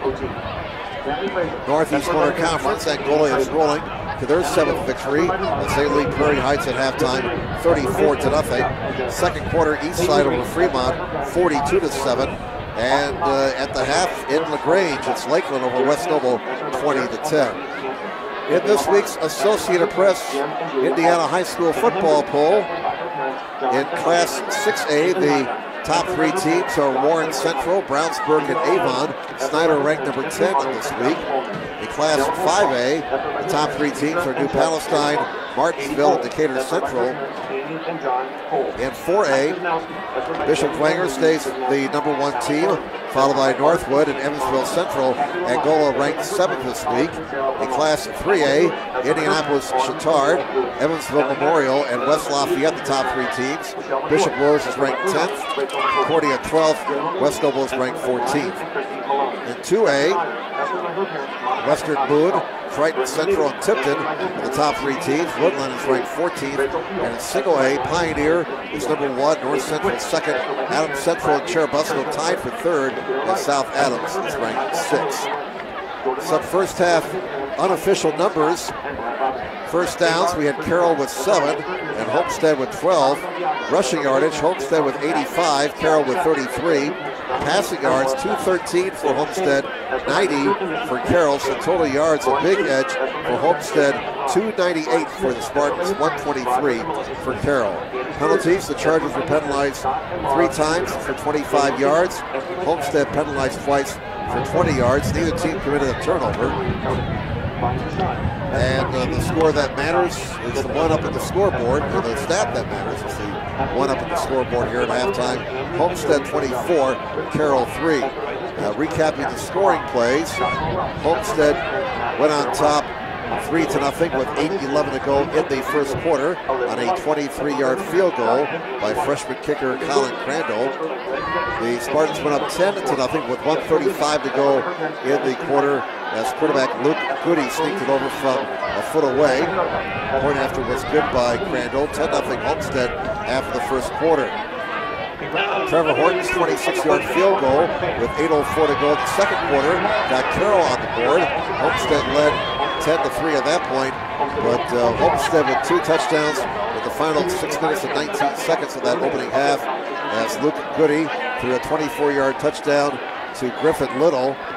And then with a minute 20 to go in the half, when it looked like Homestead was just going to perhaps kill the clock, they marched it almost 90 yards down the field and really put themselves in a great position as Jake Archibald threw a 29-yard touchdown pass to Conrad Kasai. The point after good by Crandall. 24-3, Homestead leading Carroll here at halftime. Very windy, and it's turned into a very chilly night. Again, the weather, one of the big stories here, when we got to Homestead High School about 5:15, it was summertime. It was sunny, it was 77, it was gorgeous. Then about 5:45, the clouds rolled in, the wind kicked up, and the temperature has been dropping now for the last 2 to 3 hours. We just checked our weather app. We're down to 58 degrees now. And we were at 65 degrees at kickoff. As I mentioned, 77 at 5:15. So what time is it now? 8:20? Yeah, we've lost 19 degrees in the last 3 hours. Holy, great shout back, man. All right, the Homestead band is leaving the field, and the players are starting to come out of the locker room. And we'll come back with more for Homestead High School in just a moment on SummitCitySports.com. Parkview Sports Medicine is an integrated sports medicine team. We're treating injuries when and where they happen and working to prevent them before they do. We believe the best care is coordinated care, helping ensure you get the individualized services you need every step of the way, offering innovative treatment techniques to get you or the athlete you love back in play. Reaching higher, pushing further. Parkview Sports Medicine. Game on.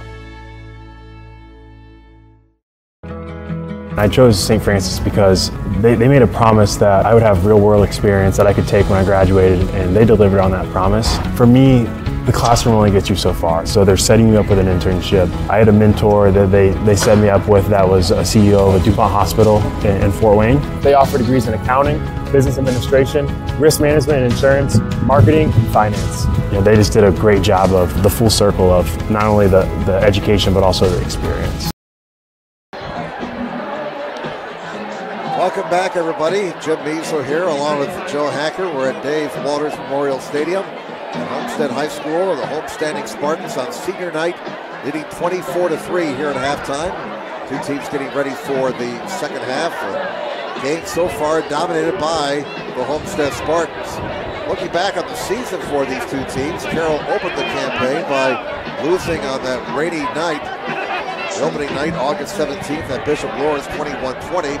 They then bounced back with perhaps the biggest win in Carroll football, the Carroll football program in a long time, as they defeated Snyder 38-14. They followed that up with a 51-8 thrashing of Northside, but then lost two straight. They were beaten by Northrop 41-21. Lost to Bishop Wenger 34-14. A somewhat deceiving score because Carroll had a chance to tie that game. They were at the 10, down by only a touchdown, but Wenger's defense stopped them. In fact, Wenger's defense was terrific that night in the red zone.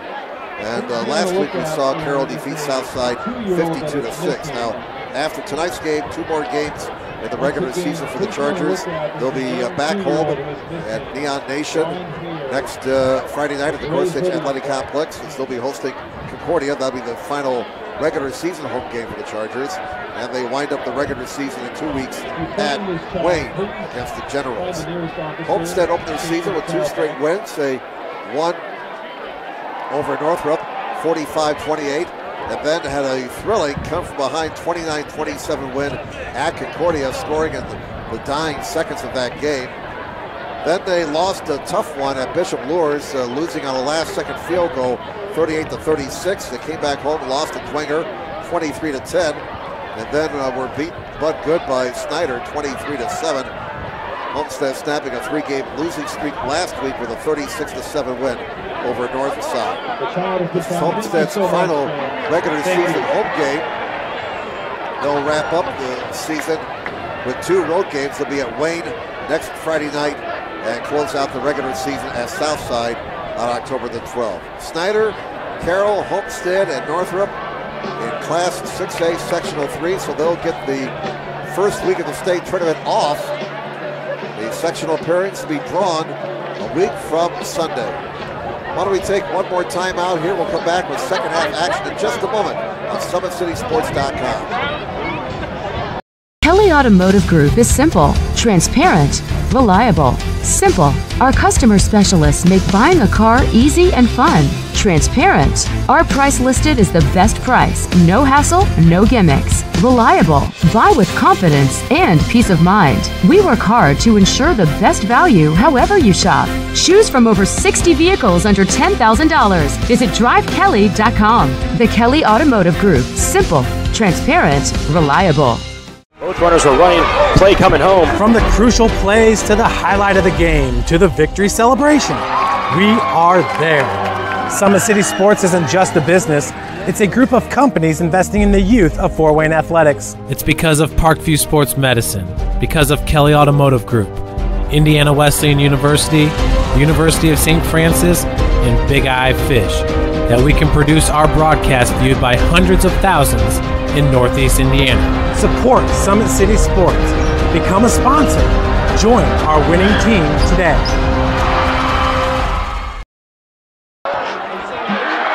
Welcome back, everybody.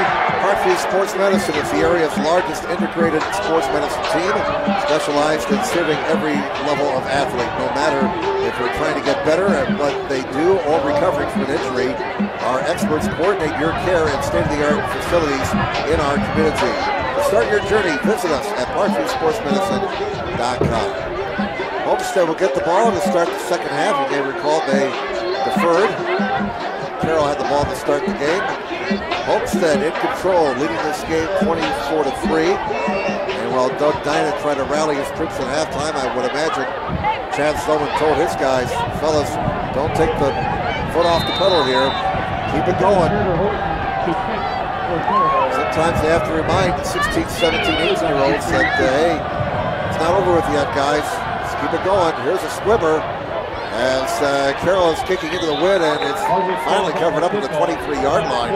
That ball was kind of hard to handle there, kind of like trying to tackle a porcupine. And so Homestead will be starting up at their own 23-yard line. 24-3, Homestead with the lead over Carroll. As we start the second half, Homestead in their home blues, Carroll in their road whites. Quarterback for Homestead, Luke Goody, 6'5", 175 sophomore.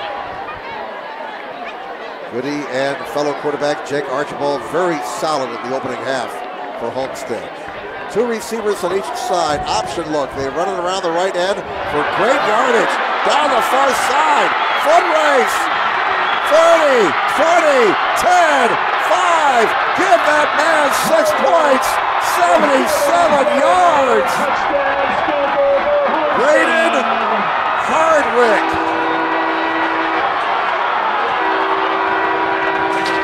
Well, talk about keeping the foot on the metal. 77 yards. Hardwick got the corner and used his speed, and my goodness, Hardwick is fast. I bet he could run through a car wash and not get wet. So what a opening statement by Homestead to start the second half, and they build a 4-touchdown lead now. We'll have to check to see if that's Hardwick's longest carry of the season.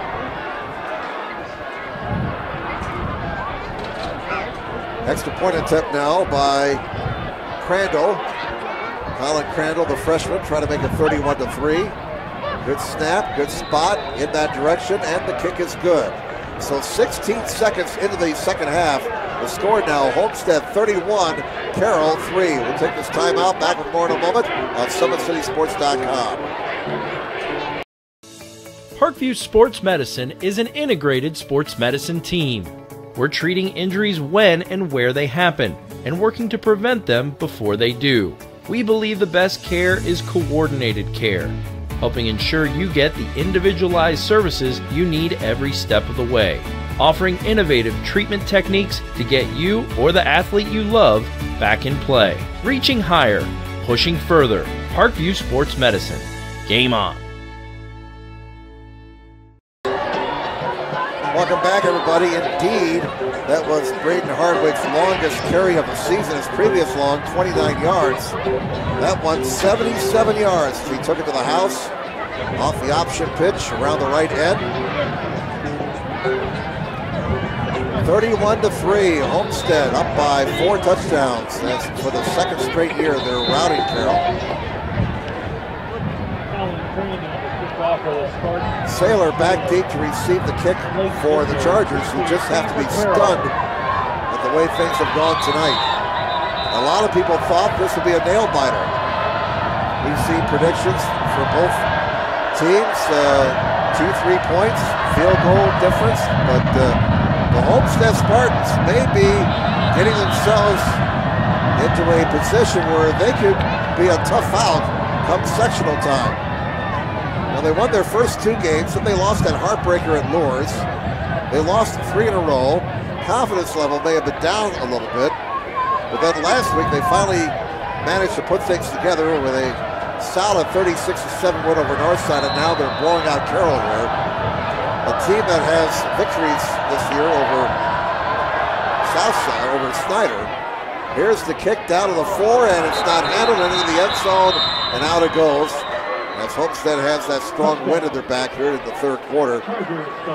So Carroll getting to the point now where you're playing for pride, down 31-3. They'll take over at their own 20-yard line. First down.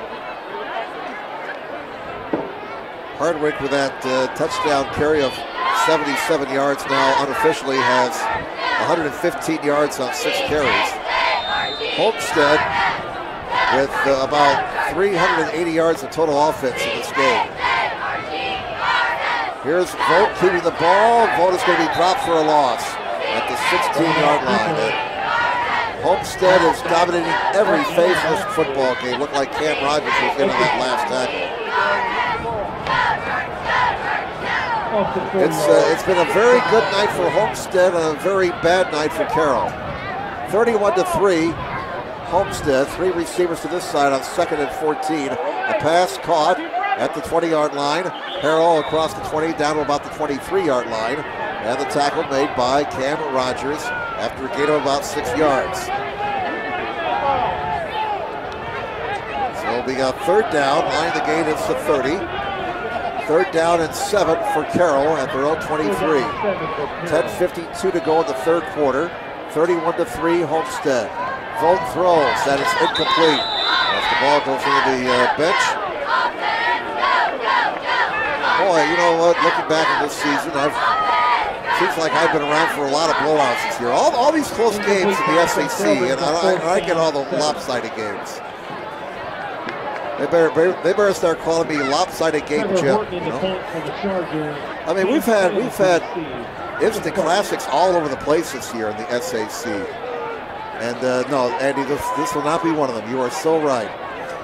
Here's the kick by Horton. Oh, a nice one into the wind. And the wind knocks it down. It comes right straight down to the 50-yard line. And it goes out of bounds at the 47-yard line. That was a nice kick by Horton into that strong wind. But again, you reach a certain point where the wind just knocks it down like it hit a wall. So another short field for Homestead. They started their own 47, first down. 10:38 to go, 3rd quarter. 31-3. Homestead pleasing their fans here on senior night at Dave Walters Memorial Stadium. 2 receivers on each side, 1 setback.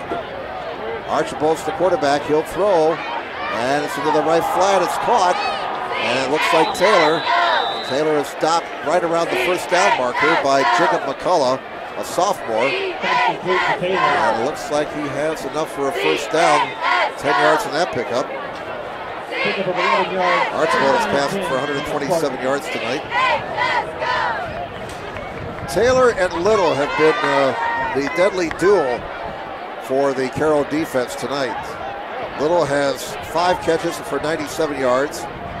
Taylor has caught the ball 6 times for 86 yards. 3 receivers on this side. First down for the 42. Archibald on the option keeps it. That time he's dropped for a loss. drop behind the line of scrimmage to the 43-yard line. It'll be second down and 11. And the tackle was made by number 43, Cameron DeWald. So a loss of 1 on the play. Second down and 11 for Homestead. Clock moving, 9:45 to go, third quarter. Homestead on top, 31-3. And this result is going to surprise a lot of people. I mean, by the way Homestead has been dominating this game. Archibald throws, and it's caught. Another first down to the 27-yard line. The reception made by Taylor. That'll be 16 yards in that pickup. And Taylor goes over 100 yards in receiving yardage tonight. First down number 14 for Homestead. Ball's at the Carroll 27. And this Carroll defense is getting absolutely gashed by the Homestead offense this evening. Archibald's pass too high. Too high. The pass intended here on the near side for Griffin Little. 6'3", 210 junior. Second down and 10. So the incomplete pass brings up second down and 10 for the Homestead Spartans at the Carroll 27-yard line. That stops the clock with 9:12 to go in the third quarter. Homestead on their first offensive play of the second half scored on a 77-yard touchdown by Brayton Hardwick. On second and 10, and Archibald keeps the ball, gets to the outside, stays on his feet, gets out of bounds around the 19-yard line after a pickup of 8 yards. We do have a flag down at the 24, and the way the Spartans are acting, it's on them. So that's going to wipe out a nice game by Archibald if indeed that penalty is against the Spartans, and they're moving back. They'll mark it off in the spot of infraction, which was the 24. This will put the ball back at the Carroll 34-yard line. That is the third penalty against Homestead for 30 yards tonight. Spartans penalized for holding there, so put the ball back in the Charger 34. And we'll call a second down and 17 for Homestead. Under 9 minutes to play now in the third quarter. Some of the players jumping them down, trying to stay warm. Again, 77 degrees when we got here at a quarter after 5. That's a distant memory. Archibald sets up a screen, and it's caught by Casey, and Casey only got a yard out of all that. And the tackle made by Terrell Griffin. No gain on that play. And now we have a whistle before the next play comes about. Stops the clock with 8:27 to go. We'll see if looks like Carroll's making a substitute here.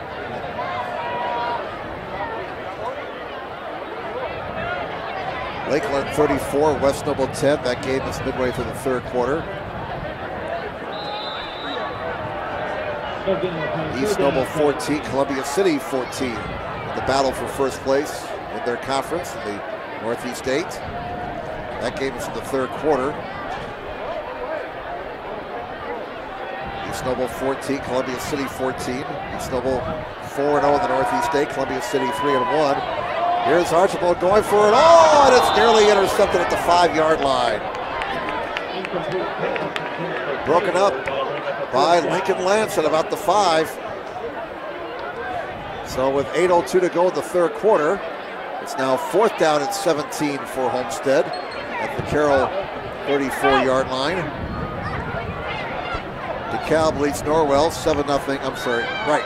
DeKalb over Norwell 7-0 at halftime.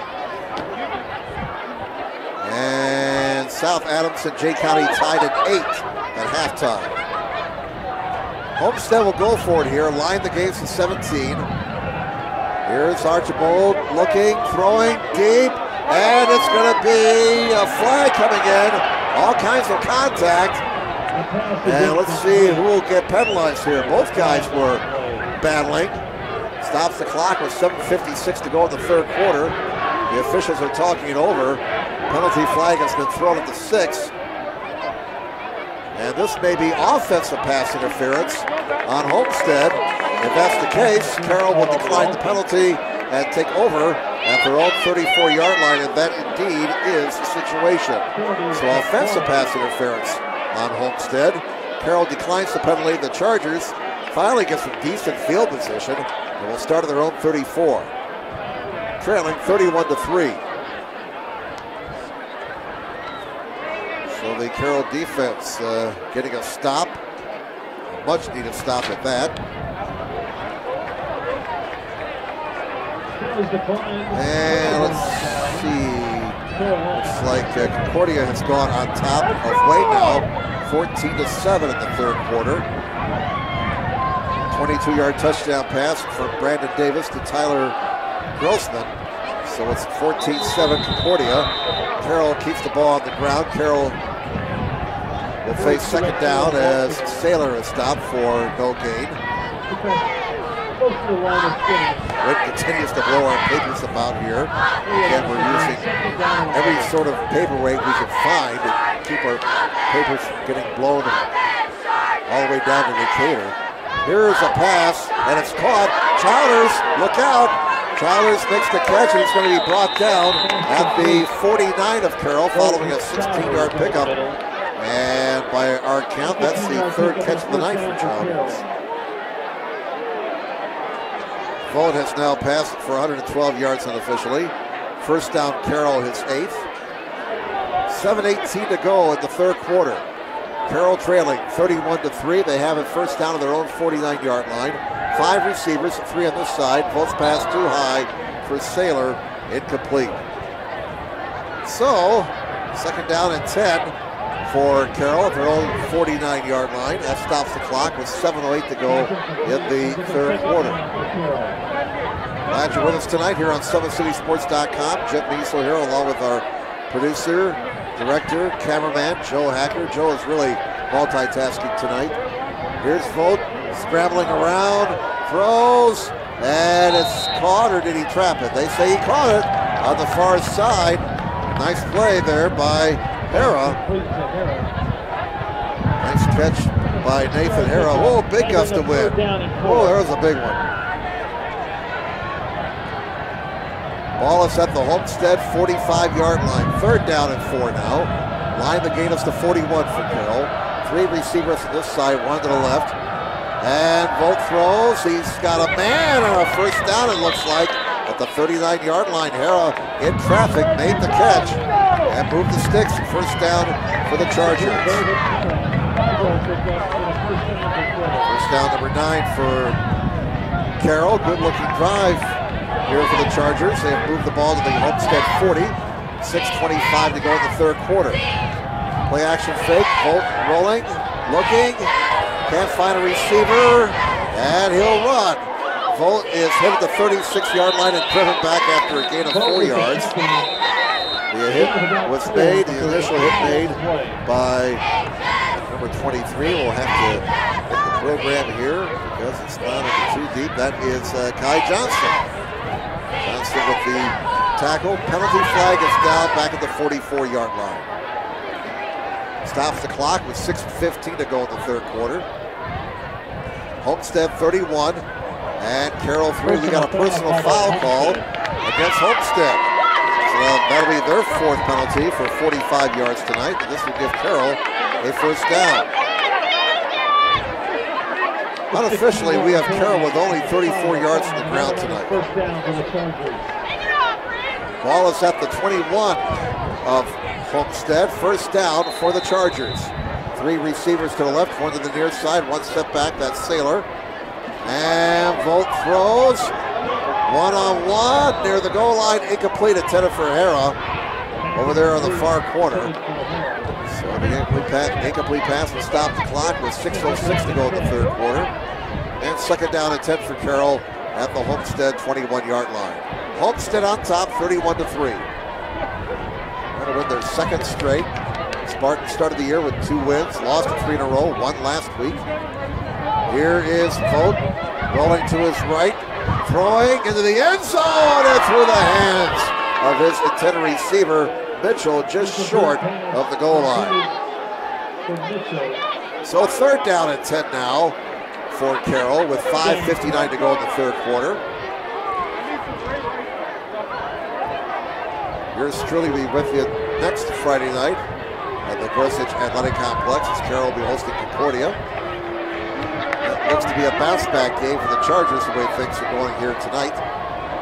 Vogt on 3rd and 10, rolling, looking, throwing, and he's got a man at the 10-yard line, and that is going to be a first down.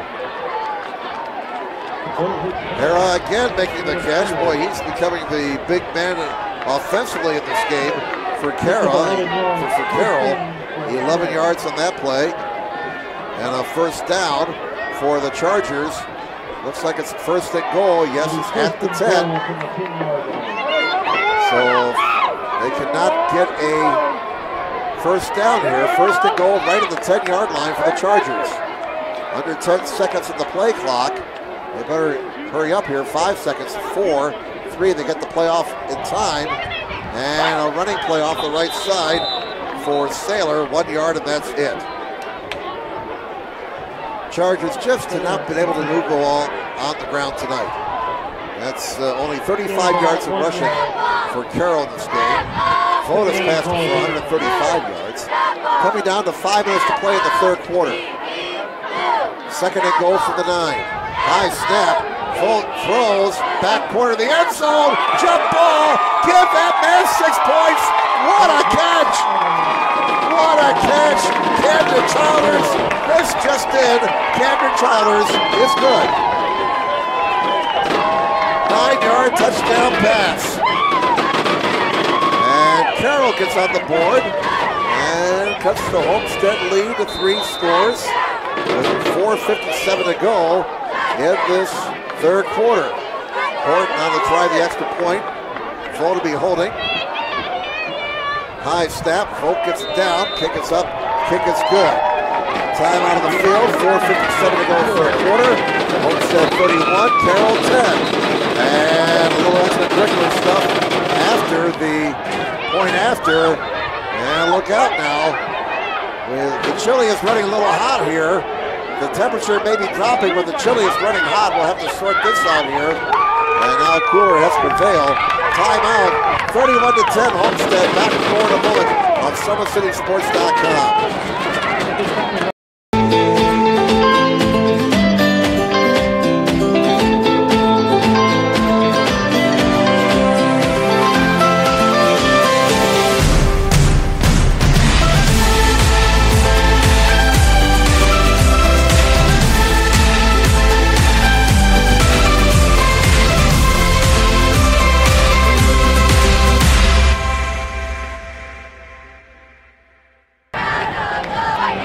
Back, everybody. Jim Meeso here, along with our producer, director, cameraman, graphics guy, and good Jim is drinks at halftime runner, Joe Hacker.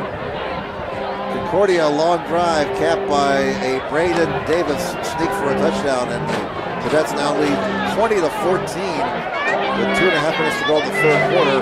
Concordia leading Wayne 20-14. And that's good news for the Dwenger Saints. They were up 15-0 over Lourdes in the third quarter at last we heard. Saints with a 1-game lead over Wayne entering tonight's action. There they try, I don't know if it's a whip kick or a modified onside kick, but bottom line, Homestead's going to get great field position at their own 43-yard line. So Concordia trying to snap Wayne's 5-game winning streak. And the Cadets over the Generals late in the third quarter, 20-14. And let's see, Snyder 28-21 over Northrop early in the third quarter. Here's Goody back in the ball game. He throws complete. The ball came out. What's the ruling, Mr. Official? It's Carroll football. Wait a minute, don't touch that dial. Homestead turns it over for the first time tonight. We'll have to check with Andy here to find out who got the fumble recovery. They're giving the fumble recovery to number 65. It's a lineman. And that is number 65. That's Larry Seibel. Larry Seibel, a 6'4", 225 junior with the fumble recovery. Here's your first turnover, and Carroll, if they can score here, will cut the lead down to 2 scores. You still have 4:50 to go in the third quarter. Sometimes you get a big lead and you relax and let the other team get back into the game. Look at that pass. Here's Saylor. And he's got a first down to the 38, and all of a sudden Carroll showing life here. 11 yards on that pickup.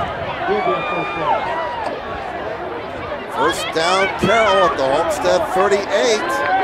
I'll tell you what, if Carroll scores here, it's going to get interesting. 4:35 to go in the third quarter.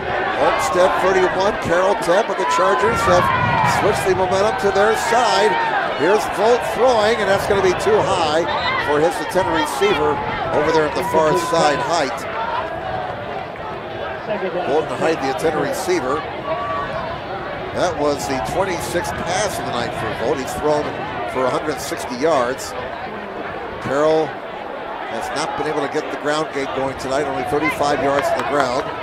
Ball is at the Homestead 38, second down at 10. 3 receivers on the left, 1 on the near side. 4.5 minutes to go, third quarter. Homestead 31, Carroll 10. Here is Vogt, and he wants it all down the near side. Contact, any flag? No flag. Oh yes, there is a flag. The flag was blocked by several players down here on the Carroll side. And that'll be 15 yards from the line of scrimmage, moving Carroll closer to the Homestead goal line. That'll be the 5th penalty against Homestead for 60 yards. First down for Carroll. A 15-yard mark-off will put the ball at the Homestead 23-yard line. Here we go, folks. Carroll's in business. Down 31-10, trying to cash in on the Homestead turnover. 5 receivers, 3 to the left, 2 to the near side. And Volt's pass is intercepted. Down the near side to the 30, to the 40, to the 42-yard line. The interception made by number 31, Luke Palmer, a sophomore. 5'10", 180 pounds, and Carroll's momentum stopped just like that. So Homestead will get it back. The 2 teams exchanging turnovers here in the last minute or so. Homestead ball at their own 41, first down. Boy, it looked like Carroll was marching in with a chance to get back to within 2 touchdowns, but Luke Palmer picking off the Volt pass. And Homestead has the back at their own 41-yard line with 4:16 to go in the third quarter. Spartans keep it on the ground. Well, a flag comes in now. A late flag as the ball carrier for Homestead, Brayton Hardwick, was knocked down at the 42-yard line after a gain of 1. And the Spartans are moving back like it's on them. That looks to be a mark-off against the Spartans, and this looks to be a hold. So put the ball back at the Homestead 31-yard line. Holding penalty on Homestead. That's their 6th penalty for 70 yards. Carroll's been penalized 3 times for 25 yards. So first and 20 for Homestead, back at their own 26-yard line, and the Spartans, after building up that big 31-3 lead, letting the foot off the pedal here a little bit. Several mistakes by Homestead in the last few minutes. Archibald, quarterback draw, and nothing doing. That's going to be a sack for number 65, Larry Seibel. He recovered a fumble moments ago, now he's got a sack. That'll be a loss of 3 yards. And that brings up second down and forever for Homestead. Line the gate is the 49 of Carroll, so they're looking at 2nd and 23 right now. 3 minutes and 20 seconds to go, third quarter, clock moving. 31-10 favor Homestead, but Carroll building some momentum here in this third quarter. Here's the option that broke for a touchdown earlier, and Hardwick gets big yardage out to about the 45-yard line. Hardwick picking up 17 yards on that carry. That young man, by our count, has 132 yards rushing tonight on 7 carries. Of course, one of those carries is a 77-yard touchdown. So that makes it third and manageable with that big carry for Homestead. Third down and 6 for the Spartans at their own 45. 2:40 left in the third quarter. Archibald will throw, and it's a leaping catch for a first down at the 47-yard line. They needed 6, and they got 8. Trevin Taylor, the receiver. Taylor and Little have been unstoppable tonight in this Homestead passing offense. Ball is at the Carroll 47. First down, Homestead. That's their 15th first down unofficially. Fresh set of downs for Homestead after they face second down at 23. And on the read option, quarterback keeps it. Archibald is dropped for a loss at the 48-yard line. And that's 10 carries for 50 yards tonight for Archibald. Hardwick has 132 yards rushing. Archibald's passing for 143 yards. Goody's passing for 96 yards. Taylor unofficially has 8 catches for 110 yards. Little 5 catches for 97 yards. Second down and 11 for Homestead at the Carroll 48. Those statistics so unofficial because those are my stats. Hardaway carries the ball for 5 yards to the 43. So he may go over 200 yards tonight the way things are going. 1:28 to go third quarter. And it'll be third down for Homestead. Third down and 7 at the 43-yard line. The line of the gate is the Carroll 36. And Homestead keeping the ball on the ground, trying to chew up some clock here, leading 31-10 late in the third. Archibald throws, and he overthrew his intended receiver. Little on the far side. So, fourth down and 7. What does Homestead want to do here? They have the wind in their back for another minute and 8 seconds. Is this a situation where you punt the ball leading by 3 touchdowns and you play field position? We're going to go for it. How about this? Archibald, quick kick. High kick towards the far side, trying for the coffin corner, but it takes a big bounce into the end zone. Oh, one of those where you just try to snuzzle that 9-iron onto the green, but it hits the rock and it just bounces away, and there goes my pen. And, boy, I tell you what, you talk about bad luck. Knocked the pen over and it broke. Holy cow. They don't make pens like they used to. My, I lost the end of that pen. Carroll has the ball. It's a good thing I have backup. That's the end of that pen. The thing came out and everything. Wow. That wind just destroyed a pen. That's how strong it is. Here's Vogt's pass, caught. Oh, what a hit. Oh, my. Saylor will feel that one tomorrow. No gain on that play. So we have 43 seconds to go now in the third quarter. Carroll will have the wind at their back in the last quarter. Here's a short pass to Saylor, and he is hit at the 23-yard line. A pickup of 3 yards. Oh my, who brought the house on that one? That was 43. That was Braden Melke. 26 tackles for that young man this year. So the ball is at the 24, we'll call it. 3rd and 6 for Carroll. 33 seconds to go in the third. Here is Vogt's pass, and it's caught right at the first down marker. The spot will be very important. It looks like Carroll will have the first down. Yep, they do at the 30-yard line. Ball is spotted right at the 30 following the reception.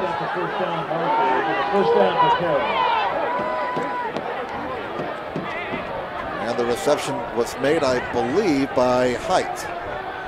Uniform is kind of scratched up there, so we didn't quite see the number. First down from the 30. Vogt fires, And there is Carroll with the catch, and he gets brought down at the 33-yard line after a gain of 3. And that looks to be the final play of the quarter.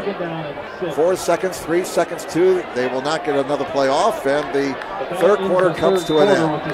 After 3 quarters, Homestead 31, Carroll 10. Fourth quarter action in a moment on SummitCitySports.com. Parkview Sports Medicine is an integrated sports medicine team. I mean, I always had my family behind me, I always had my team behind me, but to have staff that wanted the best for me and to get me feeling better the quickest was really reassuring. Parkview Sports Medicine. Game on. The Kelly Automotive Group is simple, transparent, reliable. Simple. Our customer specialists make buying a car easy and fun.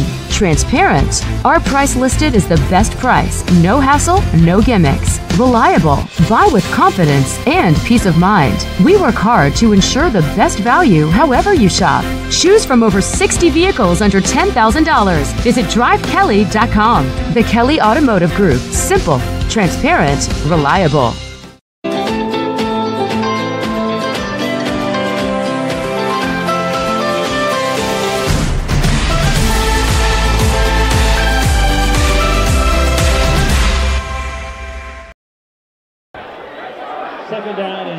Welcome back, everybody. Jim Measel, along with Joe Hacker here on SummitCitySports.com. We start the fourth quarter.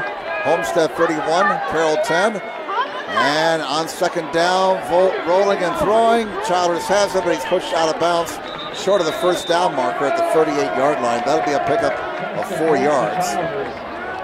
And that's the 32nd pass of the game for Volt.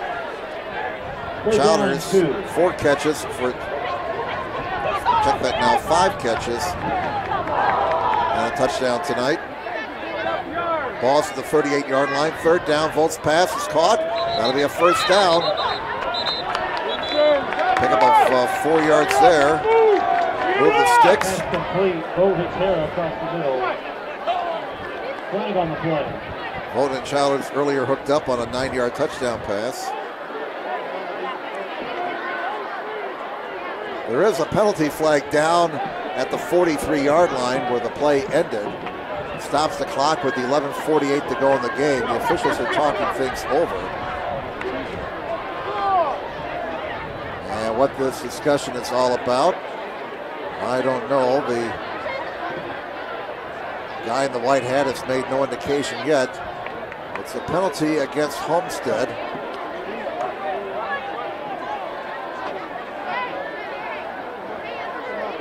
They will mark this off from the line of scrimmage. And that's 15 yards against the Spartans.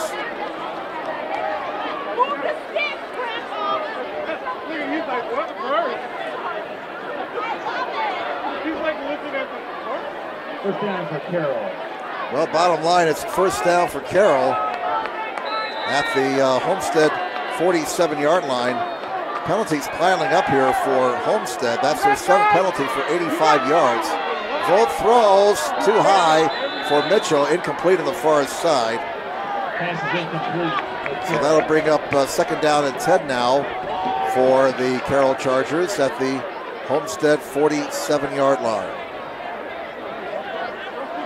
Concordia again winning their game over Wayne, 20-14. That game is in the third quarter.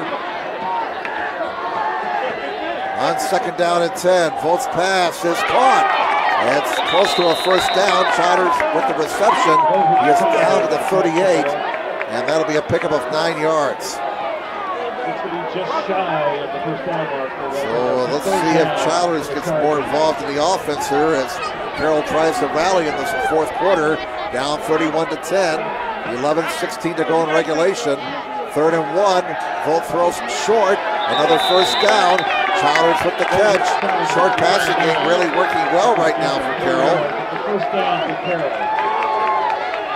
And 7 catches now for Childers. First down number 15 for Carroll. Ball's at the Homestead 35-yard line. 11:12 to go in regulation. 31-10 Homestead. 5 receivers. They've abandoned the running game for the most part. Oh, that pass is nearly intercepted. on the far side. That pass intended for Bolton Height. And the Carroll Chargers came very close to a turnover there. Second down and 10 at the Homestead 36. Carroll going hurry up again. 11:08 to go in regulation. Vogt looks this way.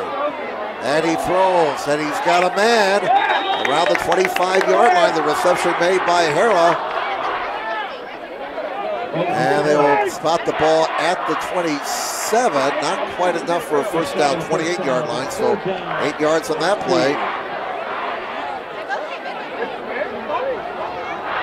Third down and 2 at the 28-yard line with 11:01 to go in regulation. Carroll trying to conserve time as much as they can, down by 3 scores. Vogt's pass is caught for a first down by Hera. He makes the catch at the 23-yard line, move the sticks. Vogt's gone over 200 yards passing tonight. The short passing game really very effective right now for the Carroll Chargers. They have moved the ball to the Homestead 24-yard line. 31-10. Homestead with a 3-touchdown lead. Clock moving, 10:43 left in regulation. Vogt has time. He steps up, he's scrambling, he's looking. And look out, he fumbles the ball. Scramble is on, and I think Homestead's got it. At the 34-yard line, Cam Rogers was in the neighborhood, but that fumble is recovered by number 58. And for Homestead, if I can find my roster here, that's been blowing around in the press box all night long. 58 with the fumble recovery. That's Leighton Austin. Leighton Austin with the fumble recovery for the Homestead Spartans. So Carroll's second turnover of the night, stopping that potential scoring drive. And Homestead will take over at their own 39-yard line. First down. They will run it with this 31-10 lead. And a big gain out to the 44-yard line of about 8 yards. And the ball carrier, as the umpire, was Hardwick. Well, they give him 10 yards. 10 yards, first down. Let's give him 10 yards in that play on a first down for Homestead. So Hardwick now unofficially with 147 yards rushing. Ball's to the 44. Man in motion from the near side, gets the handoff. That is Mitchell Wesner around the left end, and Wesner is out of bounds to the 48-yard line, and I'm sure Homestead does not want that to happen. They don't want that clock stopped with 10:09 to go in the game. Homestead leading 31-10. A 4-yard pickup there for Wesner. 31-10, Homestead with the lead over Carroll. Carroll's attempted to get back into this game, but a couple of turnovers thwarting Chargers scoring drives. Eastside 56-13 over Fremont in the fourth quarter.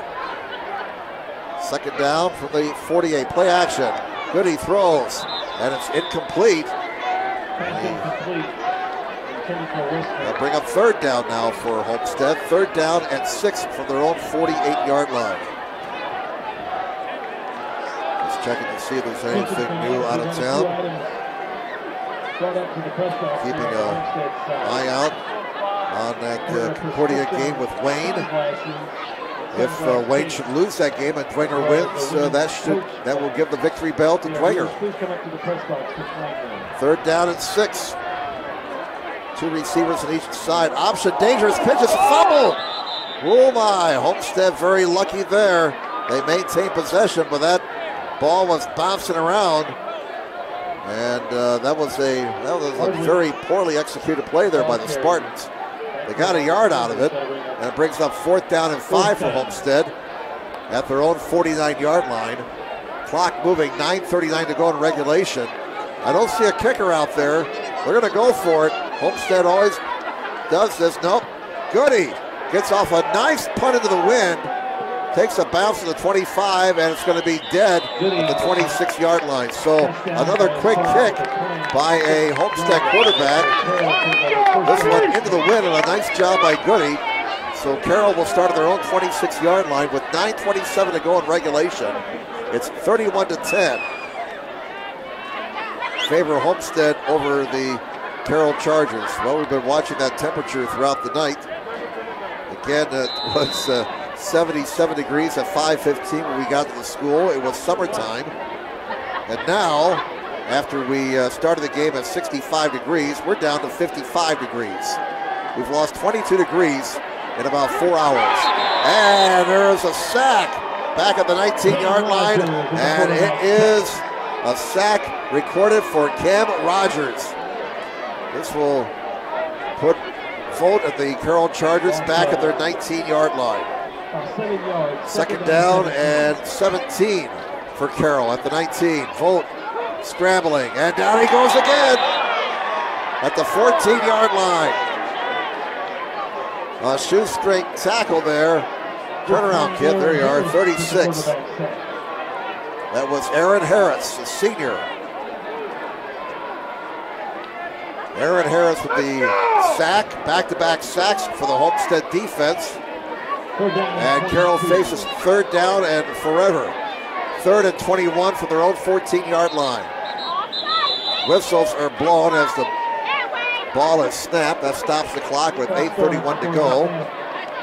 And a legal procedure against Carroll. And for the Chargers, right now, when it rains, it pours. That's their 4th penalty for 30 yards. Homestead 31, Carroll 10. Chargers down 3 scores. Homestead scored on their first play from scrimmage to start the second half, a 77-yard touchdown by Hardwick. They're up by 3 touchdowns. There's a pass to the right flat, well short of the first down. Homestead says, we'll give you that. Childers with the catch with 8 minutes to play in regulation. And Trevor Horton will come on to punt the ball away for the Carroll Chargers.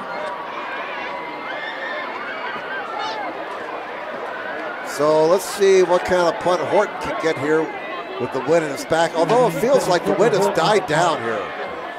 It's not blowing as hard as it did earlier. And if you're Carroll, you got to be thinking, well, nothing's going right tonight. Now we have no wind. Low snap. And Horton gets off a nice punt to midfield. And Shannon gets away from it.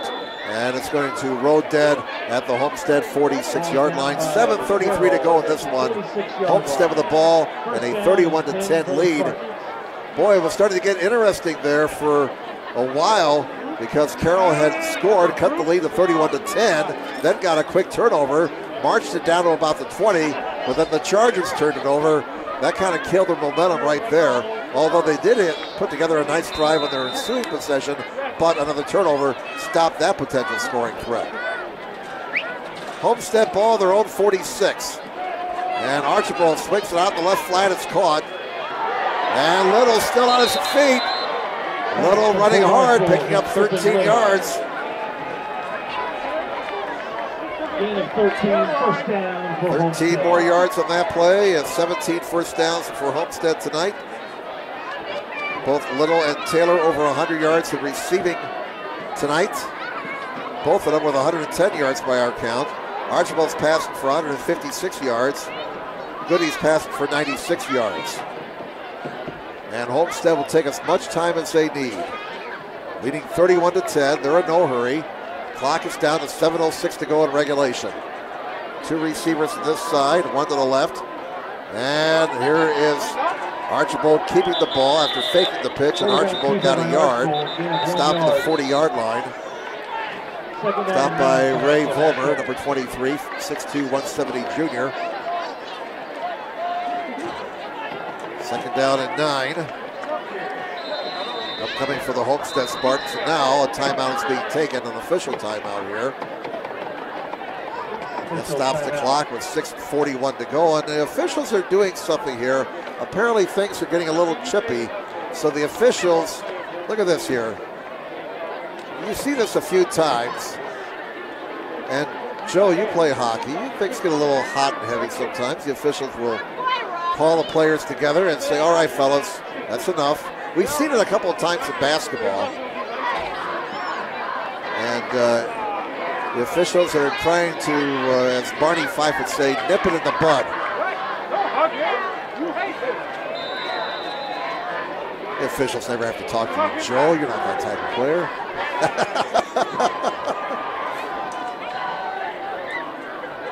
6.5 minutes to play. Second down and 9. Homestead leading 31-10.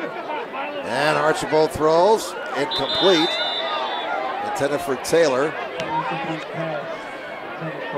So Homestead will move to 4-3 unless Carroll can come up with a big rally here in the final 6 minutes and 23 seconds. Chargers will drop to 3-4. And we'll find out next Sunday, a week from Sunday, if these two teams might see each other come sectional time. Boy, that sectional is looking to be a very even sectional this year with these two teams, along with Snyder and Northrop. Definitely a sectional that's up for grabs. Archibald wants it all. And Little, did he get it?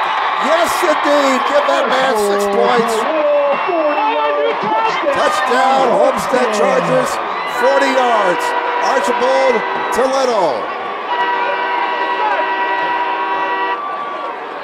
40-yard touchdown. And it's now 37-10 favor Homestead. Little's second touchdown reception of the night. Earlier he caught a pass from Goody for 24 yards. That one 40 yards from Archibald. Now the extra point attempt by Crandall. This comes with 6:16 remaining in regulation. Waiting for the snap. Spotted, booted, and the kick is good. Time out of the field. Homestead 38 and Carroll 10. Back with more in just a moment on SummitCitySports.com. Parkview Sports Medicine is an integrated sports medicine team. We're treating injuries when and where they happen and working to prevent them before they do. We believe the best care is coordinated care, helping ensure you get the individualized services you need every step of the way, offering innovative treatment techniques to get you or the athlete you love back in play. Reaching higher, pushing further. Parkview Sports Medicine. Game on. I chose St. Francis because they made a promise that I would have real-world experience that I could take when I graduated, and they delivered on that promise. For me, the classroom only gets you so far, so they're setting you up with an internship. I had a mentor that they set me up with that was a CEO of a DuPont hospital in Fort Wayne. They offer degrees in accounting, business administration, risk management and insurance, marketing, and finance. You know, they just did a great job of the full circle of not only the education, but also the experience.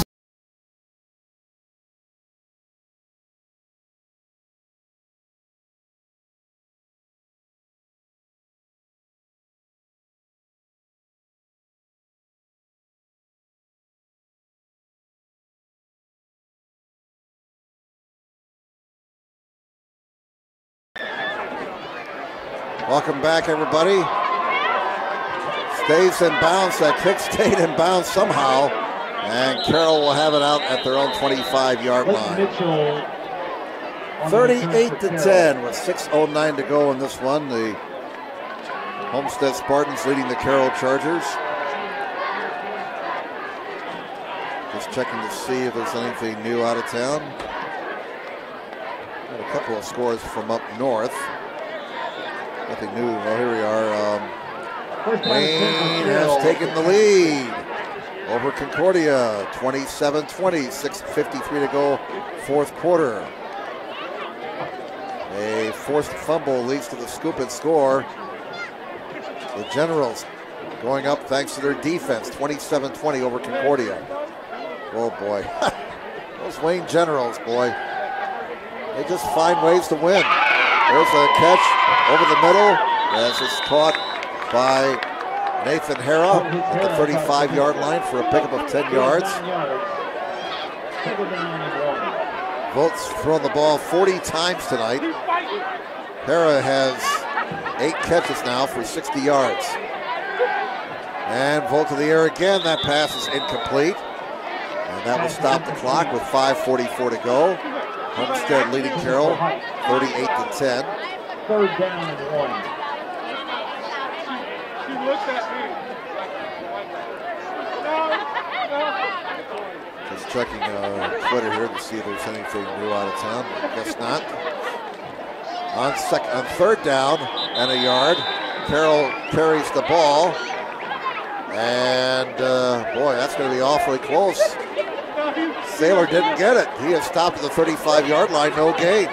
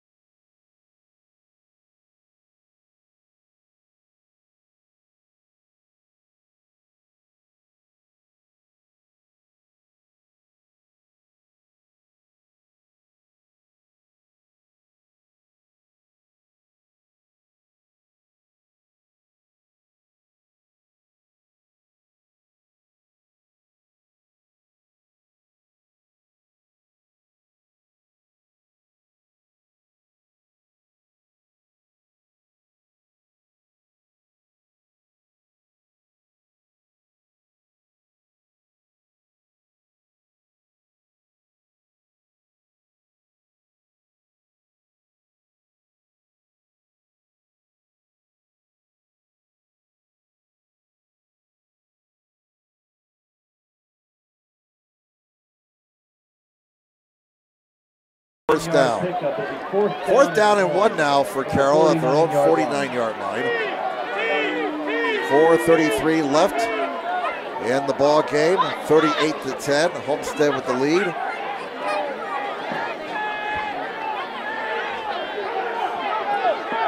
Carroll will go for it here on 4th and 1. Vogt, quarterback draw, gets the first down to the 48-yard line of Homestead. So move the sticks. 3-yard pickup, first down for the Chargers. And first down number 17 for the Carroll Chargers. So they're still scrapping and fighting, even though the issue has been decided. Homestead leading 38-10. We come down to 4 minutes to play in the ball game. Carroll with the ball at the Homestead 48. Vogt throwing deep down the far sideline, incomplete. Over the head of his intended receiver, Camden Childers. And that will stop the clock with 3:49 to go. Intended for Childers. Again, Wayne has gone ahead of Concordia, 27 to 20. Thanks.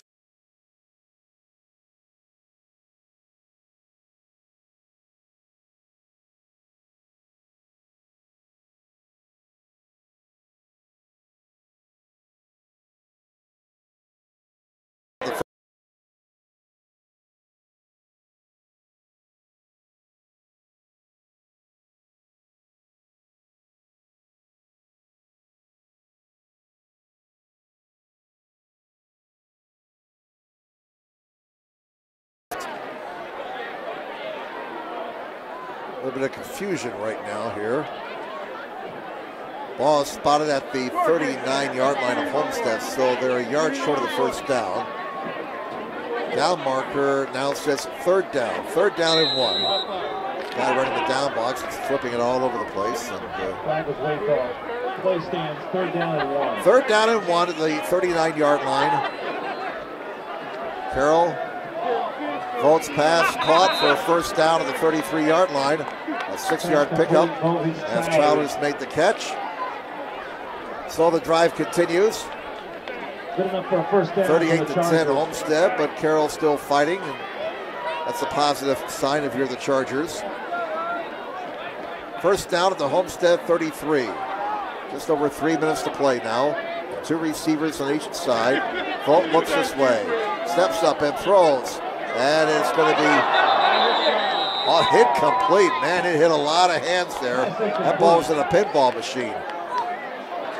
stops the clock with 3:05 to go. Cherubusco defeats Central Noble 42-14. That's a final. A big win for the Eagles.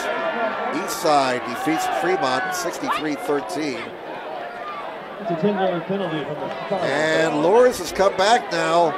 Kanapke to Johnson for 6. The 2-point conversion fails, but Dwanger's lead is down to 2. Dwanger 15 and Lures 13. Well, we had a penalty on Carroll there. And they're back at the Homestead 47. First down. Volt throws. He's got a man at the 37. And to the 35 to the 30. And Childers is down to the 25-yard line. And he's awfully close to another first down. As Carroll's going no huddle here, obviously. Down to 2:45. Second down and 1 at the Homestead 25-yard line. 38-10. Homestead has been in control all night long.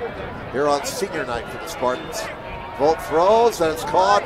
Carroll inside the 20, down to the 15. Ball is out of bounds, but it'll be Carroll ball. First down at the Homestead 15-yard line.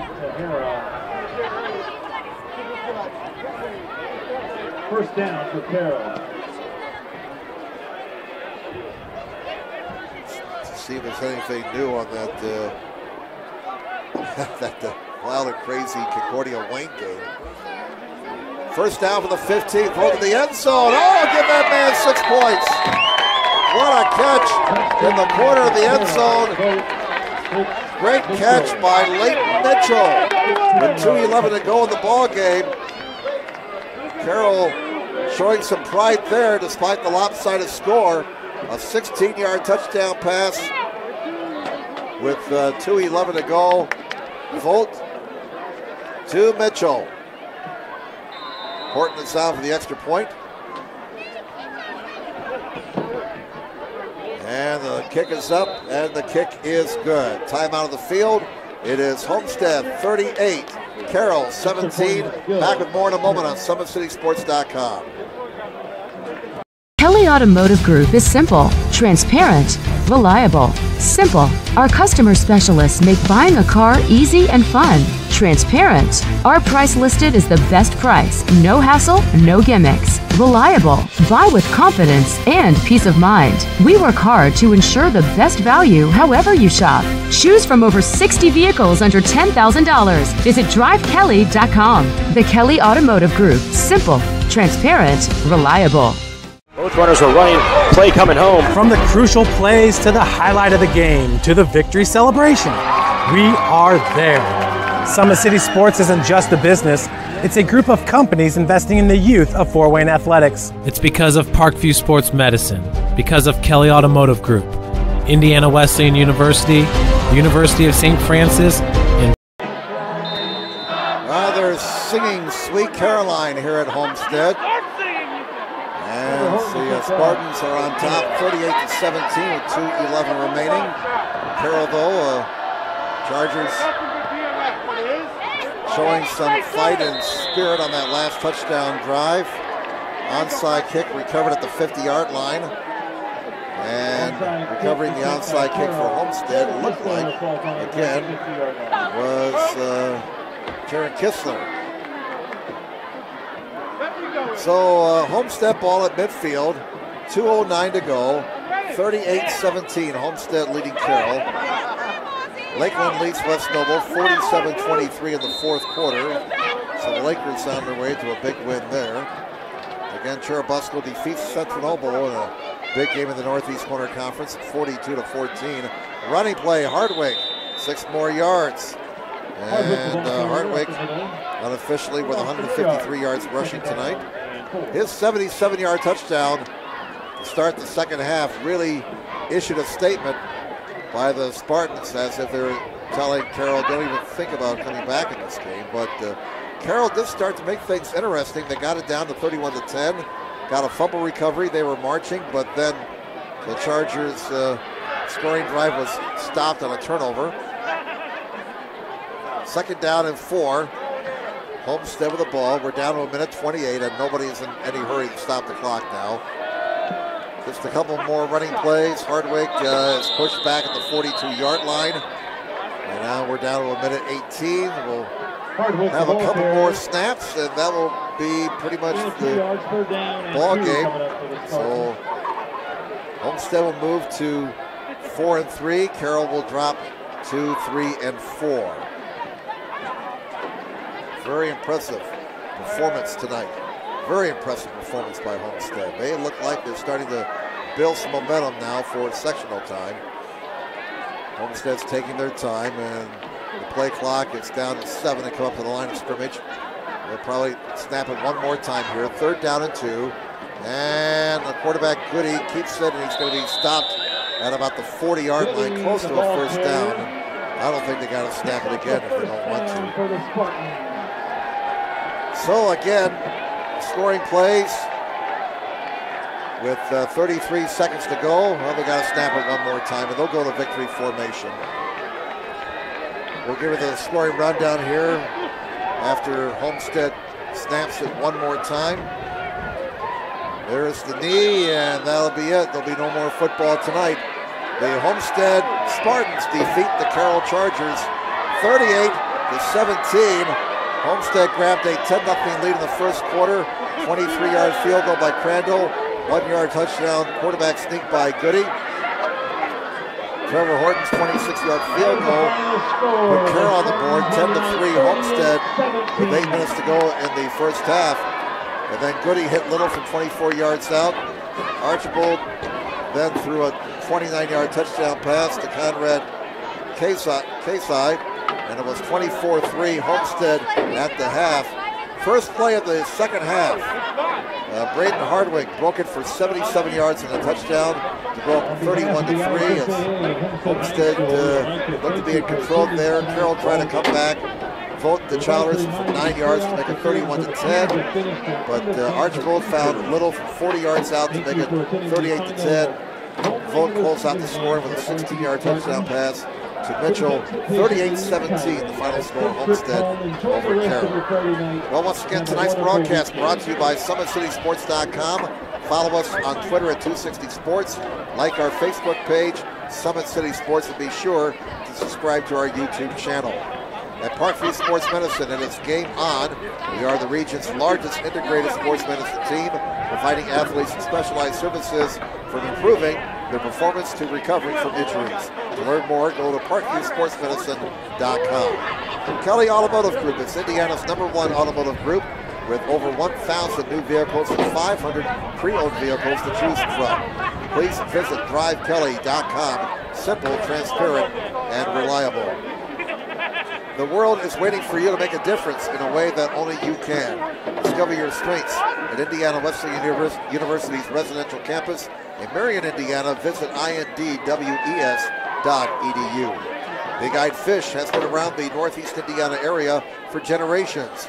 Like their Facebook pages for updated promotions. Enjoy the best fish in Fort Wayne in a family-friendly environment at Big Eyed Fish. The University of St. Francis offers 100% job employment in select programs and 100% pass rates on many license exams with over 2,300 students. The main campus located in the heart of Fort Wayne. Visit sf.edu. And at Parkview Sports Medicine, it's game on. We serve every level of athlete with our integrated sports medicine team, including the region's only specialized athletic rehab facility. Learn more about our services by logging on to ParkviewSportsMedicine.com. Well, that's pretty much the story here tonight. The Homestead Spartans with a very impressive performance, defeating the Carroll Chargers by a score of 38-17. Spartans now 4-3, while Carroll drops to 3-4. Our thanks again for watching us tonight here on SummitCitySports.com. Hope you enjoyed the action. And now, on behalf of our producer, director, and cameraman, Joe Hacker, I'm Jim Measles saying, have a good night, everybody. When you experience a sports injury, muscle, or joint pain, you want treatment right away.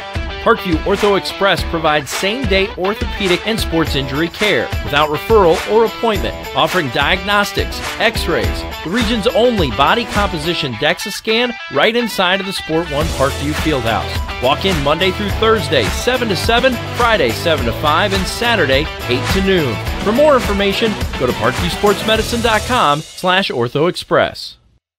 It's the comets. Comets falling from the sky. Comets falling from the sky. Comets falling from the sky. Comets falling from the sky. Comets falling from the sky. Comets falling from the sky. Comets falling from the sky. Comets falling from the sky. This is the first time I've been able to do this kind of more complete understanding or view of your body. One of the things that's really important about this is that it's kind of legitimizing us as athletes. Parkview Sports Medicine. Game on.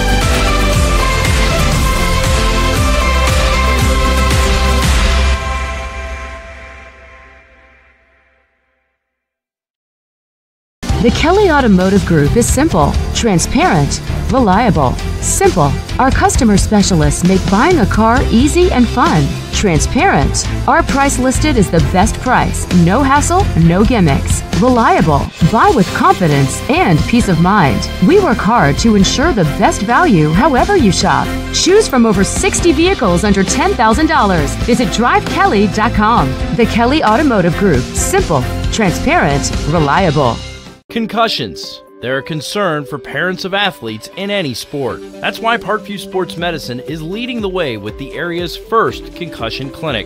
Our integrated sports medicine team utilizes an innovative, evidence-based approach to manage athletic-related head injuries in those 14 and older, providing comprehensive care to get the athlete you love safely back in play. To schedule an appointment, call Parkview Sports Medicine at 266-4007. Reaching higher, pushing further. Parkview Sports Medicine. Game on.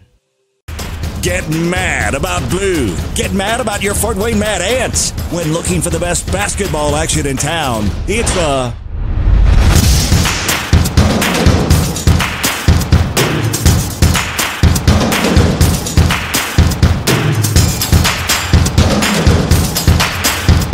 Go to FortWayneMadAnts.com for the complete game schedule. See your Fort Wayne Mad Ants in action. Get mad about blue. I chose St. Francis because they made a promise that I would have real-world experience that I could take when I graduated, and they delivered on that promise. For me, the classroom only gets you so far, so they're setting you up with an internship. I had a mentor that they set me up with that was a CEO of a DuPont hospital in Fort Wayne. They offer degrees in accounting, business administration, risk management and insurance, marketing, and finance. They just did a great job of the full circle of not only the education but also the experience. Parkview Sports Medicine, especially since I've been a pro, has been a place where my game has really been able to develop in multiple facets. Injury prevention, maintenance, physical therapy, weightlifting, agility work, all the things that I need to do in order to have an NBA body. This is the place for me to go when I come back home and I need to get a workout in. Always welcome me back with open arms. Parkview Sports Medicine. Game on. Both runners are running, play coming home. From the crucial plays to the highlight of the game to the victory celebration, we are there. Summit City Sports isn't just a business, it's a group of companies investing in the youth of Fort Wayne athletics. It's because of Parkview Sports Medicine, because of Kelly Automotive Group, Indiana Wesleyan University, University of St. Francis, and Big Eye Fish, that we can produce our broadcast viewed by hundreds of thousands in Northeast Indiana. Support Summit City Sports. Become a sponsor. Join our winning team today.